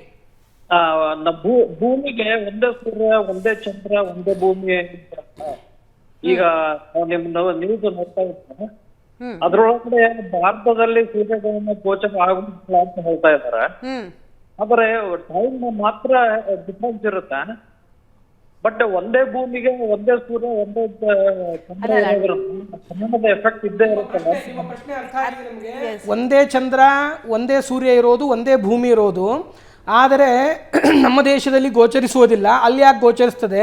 ನಮ್ಮ ದೇಶಗಳಲ್ಲಿ ಆಚರಣೆ ಫಲಾಫಲಗಳಿರೋದಿಲ್ಲ, ಅಲ್ಲಿ ಯಾಕೆ ಇರ್ತದೆ ಅನ್ನೋದು ನಿಮ್ಮ ಪ್ರಶ್ನೆ ಆಗಿದೆ. ಬಹಳ ಉತ್ತಮ ಪ್ರಶ್ನೆ. ನೀವು ಕಾರ್ಯಕ್ರಮ ಮೊದಲಿಂದ ನೋಡಿಲ್ಲ ಅನಿಸುತ್ತೆ. ಇದ್ರ ಬಗ್ಗೆ ನಾವೇ ಇದಕ್ಕೆ ಉತ್ತರವನ್ನು ಕೊಟ್ಟಿದ್ದೇವೆ. ಕಾರಣ ಏನು ಅಂತಂದರೆ, ಎಲ್ಲ ಒಂದೇ ಆಗಿದ್ರೂ ಕೂಡ ನಮ್ಮ ಧರ್ಮಶಾಸ್ತ್ರ ಒಂದು ನಿಯಮವನ್ನು ಹೇಳ್ತದೆ. ದೇಶ, ಕಾಲ, ಪಾತ್ರ, ಮಂತ್ರ, ತಂತ್ರ ಅಂತ. ಅಂದರೆ ಆ ದೇಶ ಬೇರೆ, ಆ ಕಾಲಗಳು ಬೇರೆ ಆಗ್ತಾ ಹೋಗ್ತದೆ. ದೇಶ ಕಾಲಗಳು ಬೇರೆ ಬೇರೆ ಆಗ್ತಾ ಇದ್ದ ಹಾಗೆ ಅಲ್ಲಿ ಇರ್ತಕ್ಕಂತಹ ಆಚರಣೆಗಳು ಖಚಿತವಾಗಿ ಬೇರೆ ಆಗ್ತದೆ. ನೀವು ಬೇರೆ ದೇಶಗಳಿಗೆ ಹೋಗ್ತೀರಿ, ಬೇರೆ ದೇಶಗಳಿಗೆ ಹೋಗೋ ಅವಶ್ಯಕತೆ ಇಲ್ಲ. ನಮ್ಮ ಭಾರತದಲ್ಲಿ ಏನೇ, ನಮ್ಮ ರಾಜ್ಯದಲ್ಲಿ ಏನೇ, ಎಲ್ಲ ಊರುಗಳಲ್ಲಿ ಒಂದೇ ಸಮಯಕ್ಕೆ ಸೂರ್ಯೋದಯ ಆಗಲ್ಲ. ಎಲ್ಲ ಊರುಗಳಲ್ಲಿ ಒಂದೇ ಸಮಯಕ್ಕೆ ಸೂರ್ಯಾಸ್ತ ಅಂತಕ್ಕಂಥದ್ದು ಸರ್ವಥಾ ಆಗೋದಿಲ್ಲ. ಎಲ್ಲ ಊರಿನ ಆ್ಯಟಿಟ್ಯೂಡ್, ಲ್ಯಾಟಿಟ್ಯೂಡ್ ಅಂತ ಇರ್ತದೆ, ಅಕ್ಷಾಂಶ ಮತ್ತು ರೇಖಾಂಶಗಳು ಅಂತ. ಆ ನಮ್ಮ ರಾಜ್ಯದಲ್ಲಿಯೇ ಇರತಕ್ಕಂಥ ಊರುಗಳಲ್ಲಿ ಬೇರೆ ಬೇರೆ ಬದಲಾವಣೆ ಆಗೋದ್ರಿಂದ, ಅಲ್ಲಿಯೂ ದೇಶ ಮತ್ತು ಕಾಲಗಳ ಬದಲಾವಣೆ ಇರೋದ್ರಿಂದ, ಇನ್ನು ಅಂತರ್ದೇಶಗಳಾದ್ದರಿಂದ ನಿಮಗೆ ಗೊತ್ತಿರೋ ಹಾಗೆ ನೀವು ವಿಜ್ಞಾನವನ್ನು ತಿಳಿದುಕೊಂಡಿರ್ತೀರಿ ಬಹಳ ಮಾಡಿ. ಆ ವಿಜ್ಞಾನ ಹೇಳ್ತಕ್ಕಂಥದ್ರಿಂದ ಒಂದು ದೇಶದಲ್ಲಿ ಹಗಲಿರ್ತದೆ, ಒಂದು ದೇಶದಲ್ಲಿ ರಾತ್ರಿ ಇರ್ತದೆ. ವಿದೇಶದಿಂದ ಪ್ರಯಾಣ ಮಾಡಿ ಬಂದವರಿಗೆ ಒಂದು ಸಂದರ್ಭವನ್ನು ನಾವು ನೋಡ್ತೀವಿ, ಜೆಟ್ ಲ್ಯಾಗ್ ಅಂತ. ಅಂದರೆ ಏನಾಗುತ್ತೆ, ಅಲ್ಲಿ ಹೊರಟಿರೋದು ಅವ್ರು ಬೆಳಗ್ಗೆ ಹೊರಟಿರ್ತಾರೆ, ಇಲ್ಲಿ ಬಂದಾಗೂ ಬೆಳಗ್ಗೆ ಆಗಿರ್ತದೆ. ಅಂದರೆ ಉದಾಹರಣೆ, ರಾತ್ರಿ ಎಲ್ಲೋ ಮಧ್ಯದಲ್ಲಿ ಮಿಸ್ ಆಗಿ ಹೋಗಿರ್ತದೆ. ಅಂದರೆ ಅಲ್ಲಿ ರಾತ್ರಿ ಬೇರೆ, ಇಲ್ಲಿ ರಾತ್ರಿ ಬೇರೆ, ಅಲ್ಲಿ ಹಗಲು ಬೇರೆ, ಇಲ್ಲಿ ಹಗಲು ಬೇರೆ, ಇಲ್ಲಿ ವಾರಗಳು ಬೇರೆ, ಅಲ್ಲಿ ವಾಸರಗಳು ಬೇರೆ. ಇಲ್ಲಿ ಒಂದು ದೇಶದಲ್ಲಿ ಇವತ್ತು ನಾವು ಕುಳಿತುಕೊಂಡು ಮಾತನಾಡ್ತಿರ್ತಕ್ಕಂಥದ್ದು ಮಂಗಳವಾರ ಇದ್ದರೆ, ನಾವು ಇನ್ನೊಂದು ದೇಶದಲ್ಲಿ ಸೋಮವಾರವನ್ನು ನೋಡ್ಬೋದು, ಇನ್ನೊಂದು ದೇಶದಲ್ಲಿ ಬುಧವಾರವನ್ನು ನೋಡ್ತಕ್ಕಂತಹ ಪ್ರಸಂಗಗಳನ್ನು ನಾವು ಕಾಣ್ತೇವೆ. ಇದನ್ನು ದೇಶ ಮತ್ತು ಕಾಲಗಳ ಭೇದದಿಂದ ನಾವು ಸರಿಯಾಗಿ ಅರ್ಥ ಮಾಡಿಕೊಳ್ಳಬೇಕು. ಇದರಿಂದ ನಿಮಗೆ ಬಂದಿರತಕ್ಕಂತಹ ಪ್ರಶ್ನೆಗೆ ಸರಿಯಾದ ಉತ್ತರ ಧರ್ಮಶಾಸ್ತ್ರದಲ್ಲಿ ಮೊದಲೇ ಕೊಟ್ಟಿದ್ದಾರೆ. ಅರವಿಂದ್ ಸೇರಿದಂತೆ ಅಂತ ಸಾಕಷ್ಟು ಜನ ಇರ್ತಾರೆ, ಅವರೆಲ್ಲರಿಗೂ ಕೂಡ ಉತ್ತರ ಸಿಕ್ತು ಅಂತ ಭಾವಿಸ್ತಾ, ಈಗ ಮೇಷದಿಂದ ಮೀನದವರೆಗೂ ಯಾವ ರೀತಿಯ ಫಲಾಫಲ ಇದೆ ಅನ್ನೋದನ್ನ ತಿಳ್ಕೊಳ್ಳೋಣ. ಯಾಕಂತಂದ್ರೆ ಬಹಳಷ್ಟು ಜನರಿಗೆ ಕರೆ ಸಿಕ್ಕಿರೋದಿಲ್ಲ. ಅಂಥವರಿಗೋಸ್ಕರವೇ ಮೇಷದಿಂದ ಮೀನದವರೆಗೆ ಸೂರ್ಯಗ್ರಹಣದ ಹಿನ್ನೆಲೆಯಲ್ಲಿ ಗೋಚರ ಇಲ್ಲದೆ ಇದ್ರೂ ಕೂಡ ಯಾವ ರೀತಿಯ ಪರಿಣಾಮಗಳಿದೆ. ಭಾರತದಲ್ಲಿ ಸೂರ್ಯಗ್ರಹಣ ಗೋಚರವಾಗಿದ್ರೂ ಕೂಡ ದ್ವಾದಶ ರಾಶಿಗಳ ಮೇಲೆ ಏನು ಪರಿಣಾಮ ಬೀರುತ್ತೆ ಅನ್ನೋದನ್ನ ನೋಡೋಣ. ಈಗ ಶುಭ, ಅಶುಭ ಮತ್ತು ಮಿಶ್ರ ಫಲ ಅನ್ನುವಂಥದ್ದು ಸರ್ವೇ ಸಾಮಾನ್ಯ. ಯಾವೆಲ್ಲ ಶುಭ ಫಲಗಳು ಗ್ರಹಣದ ಹಿನ್ನೆಲೆಯಲ್ಲಿ? ಈಗ ನಾವು ಮೇಷರಾಶಿಯಿಂದ ತಗೋಬೇಕು ಅಂದರೆ ಶುಭಫಲಗಳನ್ನು ನಾನು ಫಸ್ಟ್ ಹೇಳಬೇಕು. ಹಾಗಾಗಿ ಶುಭಫಲಗಳು ಮೇಷರಾಶಿ ಇರ್ತಕ್ಕಂಥ ವ್ಯಕ್ತಿಗಳಿಗೆ ಒಂದು ಒಳ್ಳೆಯ ಉದ್ಯೋಗದಲ್ಲಿ ಯಶಸ್ಸು ಸಿಗೋದು, ಕೀರ್ತಿ ಸಿಗೋದು, ಲಾಭ ಸಿಗೋದು, ಸಾಲದಿಂದ ಮುಕ್ತಿ ಆಗೋದು, ಕೆಲವೊಂದಷ್ಟು ಸ್ಯೂರಿಟಿ ಮತ್ತೊಂದಿನೊಂದು ಹಾಕಿರ್ತಾರೆ ಅದರಿಂದ ಮುಕ್ತಿ ಆಗೋದು, ಕೆಲವು ಕೊಡಬೇಕಾದದ್ದು ಅವರಿಗೆ ಕೊಡೋದು, ಬರಬೇಕಾದ್ದೇ ಬರೋದು, ಹೀಗೆ ಮೇಷರಾಶಿಯವರಿಗೆ ಶುಭಫಲಗಳು ಉಂಟಾಗುತ್ತೆ. ಮತ್ತು ಅದು ಎರಡನೇದಾಗಿ ವೃಷಭ ರಾಶಿಯಲ್ಲಿ ಏನಿರುತ್ತೆ, ವೃಷಭ ಅಂತಂದರೆ ಎತ್ತು ಅಂತಂದರೆ ಹೋರಿ, ಅದು ಕಷ್ಟಪಟ್ಟು ಜೀವನ ದುಡಿಯುತ್ತೆ, ಜನಕ್ಕೂ ರೈತರಿಗೋಸ್ಕರ ಅದು ಅನುಕೂಲ ಮಾಡಿಕೊಡುತ್ತೆ. ಹಾಗೆ ತುಂಬ ಪರಿಶ್ರಮದಿಂದ ದುಡಿತಕ್ಕಂಥ ವ್ಯಕ್ತಿಗಳಿಗೆ ಅನುಕೂಲ ಆಗುತ್ತೆ. ವ್ಯಾಪಾರದಲ್ಲಿ ಲಾಭ ಆಗ್ತಕ್ಕಂಥದ್ದು, ಅಧಿಕಾರ ಪ್ರಾಪ್ತಿ ಆಗತಕ್ಕಂಥದ್ದು, ಮತ್ತು ಪ್ರಮೋಷನ್ ಸಿಗ್ತಕ್ಕಂಥದ್ದು, ಉದ್ಯೋಗದಲ್ಲಿ ಯಶಸ್ಸು ಸಿಗ್ತಕ್ಕಂಥದ್ರ ಜೊತೆಗೆ ಕೌಟುಂಬಿಕ ಸಮಸ್ಯೆ ಏನಾದರೂ ದಾಂಪತ್ಯ ಕಲಹ ಮತ್ತೊಂದು ಇದ್ದರೆ ಬಗೆಹರಿತಕ್ಕಂಥದ್ದು. ಇನ್ನು ವಿವಾಹ ಆಗದೇ ಇರತಕ್ಕಂಥವರಿಗೆ ಕೆಲವು ಸಂತಾನ ಆಗದೆ ವ್ಯಕ್ತಿಗಳೆಲ್ಲ ತೊಂದರೆಯಿಂದ ಆಗತಕ್ಕಂಥ ಶುಭಫಲಗಳು ಅಂತ ನಾವು ವೃಷಭ ರಾಶಿಯವರಿಗೆ ಹೇಳಬೇಕು. ಇನ್ನು ಕನ್ಯಾ ರಾಶಿಗೆ ಶುಭಫಲವನ್ನು ಹೇಳಿದೆ. ಕನ್ಯಾ ರಾಶಿಯಲ್ಲಿ ಇರ್ತಕ್ಕಂಥವರಿಗೆ ಸಾಲ ಬಾಧೆಯಿಂದ ಮುಕ್ತಿ ಆಗ್ತಕ್ಕಂಥದ್ದು ಮತ್ತು ಅನುಕೂಲ ಆಗ್ತಕ್ಕಂಥ, ವ್ಯಾಪಾರದಲ್ಲಿ ಯಶಸ್ಸು ಬರ್ತಕ್ಕಂಥದ್ದು, ಉದ್ಯೋಗದಲ್ಲಿ ಅವರಿಗೆ ಹೆಚ್ಚಿನ ಆದಾಯ ಬರ್ತಕ್ಕಂಥದ್ದು, ಅದರ ಜೊತೆಗೆ ಕೌಟುಂಬಿಕ ಸಮಸ್ಯೆ ಪರಿಹಾರ, ಕೋರ್ಟು ಕಚೇರಿ ವ್ಯಾಜ್ಯ ವ್ಯವಹಾರಗಳಿಗೆ ಶತ್ರು ಧ್ವಂಸ ಆಗ್ತಕ್ಕಂಥದ್ದು. ಅದರ ಜೊತೆ ಕೆಲವೊಂದಷ್ಟು ವ್ಯವಹಾರಗಳು ನಾವು ಮಾಡ್ಕೊಂಡಿರ್ತೀವಿ, ಸಣ್ಣ ಪುಟ್ಟ ಸಾಲಗಳು ಸೂಲುಗಳು ಕ್ಲಿಯರ್ ಆಗ್ತಕ್ಕಂಥದ್ದು, ಮತ್ತು ಯಾರಿಗೆ ಕೊಡಬೇಕಾದ್ದು ಕೊಡೋದು ತಗೊಳ್ಳೋದು, ಮತ್ತು ಕೆಲವೊಂದಷ್ಟು ಅವರು ಮುಂದೆ ಈ ಥರ ಇರಬೇಕು ಅಂತ ಯೋಚನೆ ಮಾಡಿ ಕಮಿಟ್ಮೆಂಟ್ ಆಗಿದ್ದರಲ್ಲಿ ಯಶಸ್ಸು ಸಿಗತಕ್ಕಂಥದ್ದು. ಯಾವುದಕ್ಕೂ ಅವರು ಪ್ರಯತ್ನ ಪಟ್ಟ ಎಲ್ಲ ಫಲಗಳು ಕೂಡ ಶುಭಫಲ ಉಂಟಾಗುತ್ತೆ ಕನ್ಯಾ ರಾಶಿಯವರಿಗೆ. ಇನ್ನು ಧನುರಾಶಿಯವರಿಗೆ ಶುಭಫಲವನ್ನು ಹೇಳಿದೆ. ಈಗ ಧನುರಾಶಿಯವರನ್ನ ಚಿಂತನೆ ಮಾಡುವ ಧನುರಾಶಿಯವರಿಗೆ ಸಾಹಸ, ಧೈರ್ಯ, ಶಕ್ತಿ, ಪರಾಕ್ರಮ ಇವೆಲ್ಲ ಸಿಗತಕ್ಕಂಥ ಶುಭಫಲಗಳು ಹೋಗುತ್ತೆ. ಮತ್ತು ತಂದೆ ತಾಯಿಯನ್ನು ಚೆನ್ನಾಗಿ ನೋಡ್ಕೊಳ್ತಕ್ಕಂಥವು, ತಂದೆ ಆಶೀರ್ವಾದ ಪಡೆದು ಪ್ರಯತ್ನ ಪಟ್ಟಾಗ ಅವರಿಗೆ ಯಶಸ್ಸು, ಕೀರ್ತಿ, ಲಾಭ, ಜಯ, ಸರ್ವತೋಮುಖವಾಗಿರ್ತಕ್ಕಂಥ ಯಶಸ್ಸು ಸಿಗತಕ್ಕಂಥ ಯೋಗ ಫಲಗಳು ಸಿಗುವಂಥ ಯೋಗ ಇದೆ. ಮತ್ತು ಸಹೋದರರ ಜೊತೆಗೆ, ಅಣ್ಣ ತಮ್ಮಂದಿರು, ದಾಯಾದಿಗಳ ಜೊತೆಗೆ ಯಾವುದಾದ್ರು ಜಗಳ ಮತ್ತು ಸಮಸ್ಯೆ, ಕೋರ್ಟು ಕಚೇರಿ ವ್ಯಾಜ್ಯ ಇದ್ರೆ ಅದು ಸುಖಾಂತಿ ಆಗತಕ್ಕಂಥದ್ದು, ಅದು ಕಾಂಪ್ರಮೈಸ್ ಆಗಿ ಅದು ಕ್ಲಿಯರ್ ಆಗ್ತಕ್ಕಂಥದ್ದು, ಅಥವಾ ಅವರು ಕೂತು ಮಾತಾಡಿ ಸರಿ ಹೋಗ್ತಕ್ಕಂಥದ್ದು. ಮತ್ತು ದಾಂಪತ್ಯದಲ್ಲಿ ಸುಖ, ಶಾಂತಿ, ನೆಮ್ಮದಿ ಸಿಗತಕ್ಕಂಥದ್ದು, ಮಕ್ಕಳಿಂದ ಸುಖ, ತಂದೆಯಿಂದ ಸುಖ, ವಾಹನ ಸುಖ, ಎಲ್ಲ ರೀತಿಯ ಸುಖ, ಶಾಂತಿ, ನೆಮ್ಮದಿ ಈ ಒಂದು 4 ರಾಶಿಯವರಿಗೆ ಅಂದರೆ ಮೇಷ, ವೃಷಭ, ಕನ್ಯಾ, ಧನುಸ್ಸು ರಾಶಿಯವರಿಗೆ ಯಶಸ್ಸು ಸಿಗತಕ್ಕಂಥದ್ದು. ಇಷ್ಟಿತ ಎಲ್ಲ ಕಾರ್ಯಕ್ರಮಗಳು ನಡೆಯುತ್ತಕ್ಕಂಥದ್ದು, ಮನಸ್ಸಿನ ಇಷ್ಟಾರ್ಥಗಳನ್ನ ನೆರವೇರಿಸಿ ಪ್ರಯತ್ನದಿಂದಲೇ ಯಶಸ್ಸಾಗುತ್ತೆ ಅನ್ನೋದಾಗಿ ಅವರಿಗೆ ಶುಭಫಲವನ್ನು ನಾವು ಹೇಳಿದ್ವಿ. ಆಚಾರ್ಯರೇ, ಮಿಶ್ರ ಮತ್ತು ಅಶುಭ ಫಲದ ಬಗ್ಗೆ ಹೇಳೋದಾದರೆ ಈ ಸಂದರ್ಭದಲ್ಲಿ ನಾವು ಮಿಶ್ರ ಫಲಗಳನ್ನು ಮೊದಲಿಗೆ ನೋಡಬೇಕಾಗ್ತದೆ. ಮಿಶ್ರ ಫಲಗಳನ್ನು ನೋಡಿದಾಗ ಮಿಶ್ರ ಫಲಗಳಿರ್ತಕ್ಕಂತಹ ರಾಶಿ 4: ಮಿಥುನ ರಾಶಿ, ಸಿಂಹ ರಾಶಿ ಮತ್ತು ಮಕರ ರಾಶಿ. ಇದು ಅದಕ್ಕೂ ಮೊದಲು ಅಶುಭ ಫಲವನ್ನು ನಾವು ನೋಡೋಣ. ಅಶುಭ ಫಲ ನೋಡಿ ಮಿಶ್ರ ಫಲದ ಕಡೆಗೆ ನಾವು ಹೋಗೋಣ. ಅಶುಭ ಫಲಗಳನ್ನು ಕೊಡ್ತಕ್ಕಂತಹ ರಾಶಿ ವೃಶ್ಚಿಕ ರಾಶಿ, ಕರ್ಕಾಟಕ ರಾಶಿ, ಮೀನರಾಶಿ, ಕುಂಭರಾಶಿಯಲ್ಲೇ ಸಂಭವಿಸ್ತಾ ಇರತಕ್ಕಂಥದ್ರಿಂದ ಈ ಕುಂಭರಾಶಿ ಕೂಡ ಒಂದು ಅಶುಭ ಫಲದಲ್ಲಿ ಬರ್ತಾ ಇದೆ. ಆ ನಿಟ್ಟಿನಲ್ಲಿ ನಾವು ನೋಡ್ತಕ್ಕಂಥದ್ದಾದರೆ ಮೊದಲೇದಾಗಿ ನೋಡ್ತಕ್ಕಂತಹದ್ದು ಅಶುಭ ಫಲಗಳಲ್ಲಿ ವೃಶ್ಚಿಕ ರಾಶಿಯನ್ನು ನೋಡಬೇಕಾಗತ್ತೆ. ಗೃಹ ಸಂಬಂಧಿತವಾದಂತಹ ತೊಂದರೆಗಳು, ಮನೆ ಇತ್ಯಾದಿಗಳನ್ನೆಲ್ಲ ಇವರು ಕಟ್ಟಬೇಕು, ಮಾಡಬೇಕು, ಕ್ರಯ ವಿಕ್ರಿಯ ಅಂತ. ಮನೆ ಮಾರುವವರಿಗೆ ಉತ್ತಮ ಕಾಲ ಅಲ್ಲ, ಕೊಳ್ಳುಕೊಳ್ಳೋರಿಗೂ ಉತ್ತಮ ಕಾಲವಲ್ಲ. ಸಾವು ತುಂಬ ಜಾಗೃತಿ ವಹಿಸಿ ಏಕಾತ ಈ ಕಾತ ಮುಂತಾದವುಗಳು ತೊಂದರೆಗಳನ್ನ ನೋಡ್ತಾ ಇದ್ದೀರಿ. ಅವುಗಳನ್ನೆಲ್ಲ ಸರಿಯಾಗಿ ಪರಿಗಣಿಸಬೇಕಾಗ್ತದೆ. ಆರೋಗ್ಯ ವಿಷಯಕ್ಕೆ ಸಂಬಂಧಪಟ್ಟ ಹಾಗೆ ಬಂದರೆ ಸ್ವಲ್ಪ BP ಬಗ್ಗೆ, ಹೃದಯ ಸಂಬಂಧಿತವಾದಂತಹ ಕಾಯಿಲೆಗಳ ಬಗ್ಗೆ ವಿಶಿಷ್ಟವಾಗಿ ಅನುಕೂಲತೆಗಳನ್ನು ನಾವು ಹೆಚ್ಚಿಗೆ ಮಾಡಿಕೊಳ್ಬೇಕಾಗತ್ತೆ. ಅಲಕ್ಷ್ಯವನ್ನು ಮಾಡಿದರೆ ತೊಂದರೆ ಆಗ್ತಕ್ಕಂಥ ಪ್ರಸಂಗಗಳಿರ್ತದೆ. ವೃತ್ತಿ ಜೀವನದಲ್ಲಿ ಎಲ್ಲರನ್ನೂ ನಂಬಬೇಡಿ. ಯಾರು ನಮ್ಮನ್ನು ಮುಖಸ್ತುತಿ ಮಾಡ್ತಾರೋ, ಮುಂದೆ ಹೊಗಳ್ತಾರೋ ಅವರೆಲ್ಲ ಒಳ್ಳೆಯವರು ಅಂದ್ಕೊಳ್ಳೋದು ಬೇಡ. ಜಾಗೃತಿಯನ್ನು ವಹಿಸಬೇಕಾಗತ್ತೆ ಈ ವೃಶ್ಚಿಕ ರಾಶಿಯವರು. ಅದಾದಮೇಲೆ ಇರತಕ್ಕಂತಹ ರಾಶಿ ನೋಡ್ತಕ್ಕಂಥದ್ದಾದರೆ ಕರ್ಕಾಟಕ ರಾಶಿ, ಅವರಿಗೆ ಕೂಡ ಸ್ವಲ್ಪ ಆರೋಗ್ಯದಲ್ಲಿ ವ್ಯತ್ಯಯ ಆಗ್ತಕ್ಕಂಥದ್ದು, ಅಂದರೆ ಉದರ ಸಂಬಂಧಿತವಾದಂತಹ ಸಣ್ಣ ಪುಟ್ಟ ಒಂದು ತೊಂದರೆಗಳನ್ನು ನಾವು ನೋಡಲಿಕ್ಕೆ ಇದೆ. ಅವುಗಳ ಬಗ್ಗೆ ಹೆಚ್ಚಿನ ಕಾಳಜಿಯನ್ನು ವಹಿಸಬೇಕು. ಕುಟುಂಬದಲ್ಲಿ ವಿಶೇಷವಾಗಿ ಅಮಾವಾಸ್ಯೆ ಇರೋದರಿಂದ, ಗ್ರಹಣ ಇರೋದರಿಂದ ಸ್ವಲ್ಪ ಘರ್ಷಣೆ, ಮನೋವ್ಯಥೆ ಆಗೋದಿರುತ್ತೆ. ಜಾಗೃತಿಯನ್ನು ವಹಿಸಿ. ಅದಾದ ನಂತರದಲ್ಲಿ ಇರತಕ್ಕಂತಹ ರಾಶಿ ಮೀನರಾಶಿ. ಮೀನರಾಶಿಯನ್ನು ನಾವು ನೋಡ್ತಕ್ಕಂಥದ್ದಾದರೆ ಸ್ವಲ್ಪ ವಿಧವಾದಂತಹ ಅನಾನುಕೂಲಗಳು, ಅವ್ರಿಗೂ ಕೂಡ ಆರೋಗ್ಯ ವ್ಯತ್ಯಯಗಳು, ಅಧಿಕ ಧನವ್ಯಯ. ಈ ಸಂದರ್ಭದಲ್ಲಿ ಇನ್ವೆಸ್ಟ್ಮೆಂಟ್ಸು, ಬೇರೆಯವ್ರಿಗೆ ಹಣ ಕೊಡ್ತಕ್ಕಂಥದ್ದನ್ನೆಲ್ಲ ಅವಾಯ್ಡ್ ಮಾಡಬೇಕು. ಆಪ್ತರು ಕೆಲವೊಂದಿಷ್ಟು ಜನ ಅಂದ್ಕೊಂಡವರು ದೂರ ಆಗ್ತಕ್ಕಂಥ ಪ್ರಸಂಗಗಳು, ಶತ್ರುಬಾಧೆ, ಸಾಲ ಇತ್ಯಾದಿಗಳಲ್ಲಿ ಹೆಚ್ಚಿನ ಜಾಗೃತಿಯನ್ನು ವಹಿಸಬೇಕು. ಅದಾದ ನಂತರದಲ್ಲಿ ಕುಂಭರಾಶಿಯಲ್ಲೇ ಗ್ರಹಣ ಸಂಭವಿಸ್ತಾ ಇರತಕ್ಕಂಥದ್ರಿಂದ ಕುಂಭರಾಶಿಯನ್ನು ನೋಡ್ತಕ್ಕಂಥದ್ದಾದರೆ ಸುಮ್ಮನೆ ಅನವಶ್ಯಕ ಕಿರಿಕಿರಿ ತೊಂದರೆಗಳು, ವ್ಯಾಪಾರದಲ್ಲಿ ಹಿನ್ನಡೆ ಆಗ್ತಕ್ಕಂಥದ್ದು ಮತ್ತು ಸಾಲಬಾಧೆ ಇತ್ಯಾದಿಗಳಲ್ಲಾಗುತ್ತೆ. ಅವರು ಕೂಡ ಜಾಗೃತಿಯನ್ನು ವಹಿಸಬೇಕು. ಇನ್ನು ಮಿಶ್ರ ಫಲದ ರಾಶಿಗಳನ್ನು ನೋಡ್ತಕ್ಕಂಥದ್ದಾದರೆ ಮಿಥುನ, ಸಿಂಹ, ತುಲಾ ರಾಶಿಗಳು ಇದಕ್ಕೆ ಮಿಶ್ರ ಫಲ ಇರ್ತದೆ ಎಂಬುದಾಗಿ ನಾವು ಅರ್ಥ ಮಾಡಬೇಕು. 50-50 ಅಂತ. ಅತಿ ಧೈರ್ಯವನ್ನು ತೋರಿಸಬೇಡಿ, ಬಹಳ ಅತಿ ಧೈರ್ಯ ಅತಿ ಸರ್ವತ್ರ ವ್ಯಜ್ಯೇತ್ ಅಂತ. ಆ ಕಾರಣದಿಂದಾಗಿ ಅವುಗಳನ್ನು ಸ್ವಲ್ಪ ಹಿನ್ನಡೆ ಮಾಡಿಕೊಂಡು ಮಧ್ಯಮ ಸ್ಥಿತಿಯಲ್ಲಿ ಹೋದರೆ ವಿಶೇಷವಾದಂತಹ ಅನುಕೂಲತೆಗಳು ನಿಮಗೆ ಖಚಿತವಾಗಿ ಆಗುತ್ತೆ. ಎಚ್ಚರಿಕೆಯನ್ನು ವಹಿಸಬೇಕು ಪ್ರತಿಯೊಬ್ಬರು ಅಂತ. ಇಬ್ಬರಿಗೂ ಕೂಡ ಧನ್ಯವಾದಗಳು, ಸಾಕಷ್ಟು ವಿಚಾರವನ್ನು ತಿಳಿಸ್ಕೊಟ್ಟಿದ್ದೀರಿ. ಇದಾಗಿತ್ತು ಈ ಹೊತ್ತಿನ ವಿಶೇಷ ಕಾರ್ಯಕ್ರಮ. ನೇರ, ದಿಟ್ಟ, ನಿರಂತರ ಸುದ್ದಿಗಾಗಿ ನೋಡ್ತಾ ಇರಿ ಏಷ್ಯಾನೆಟ್ ಸುವರ್ಣ ನ್ಯೂಸ್.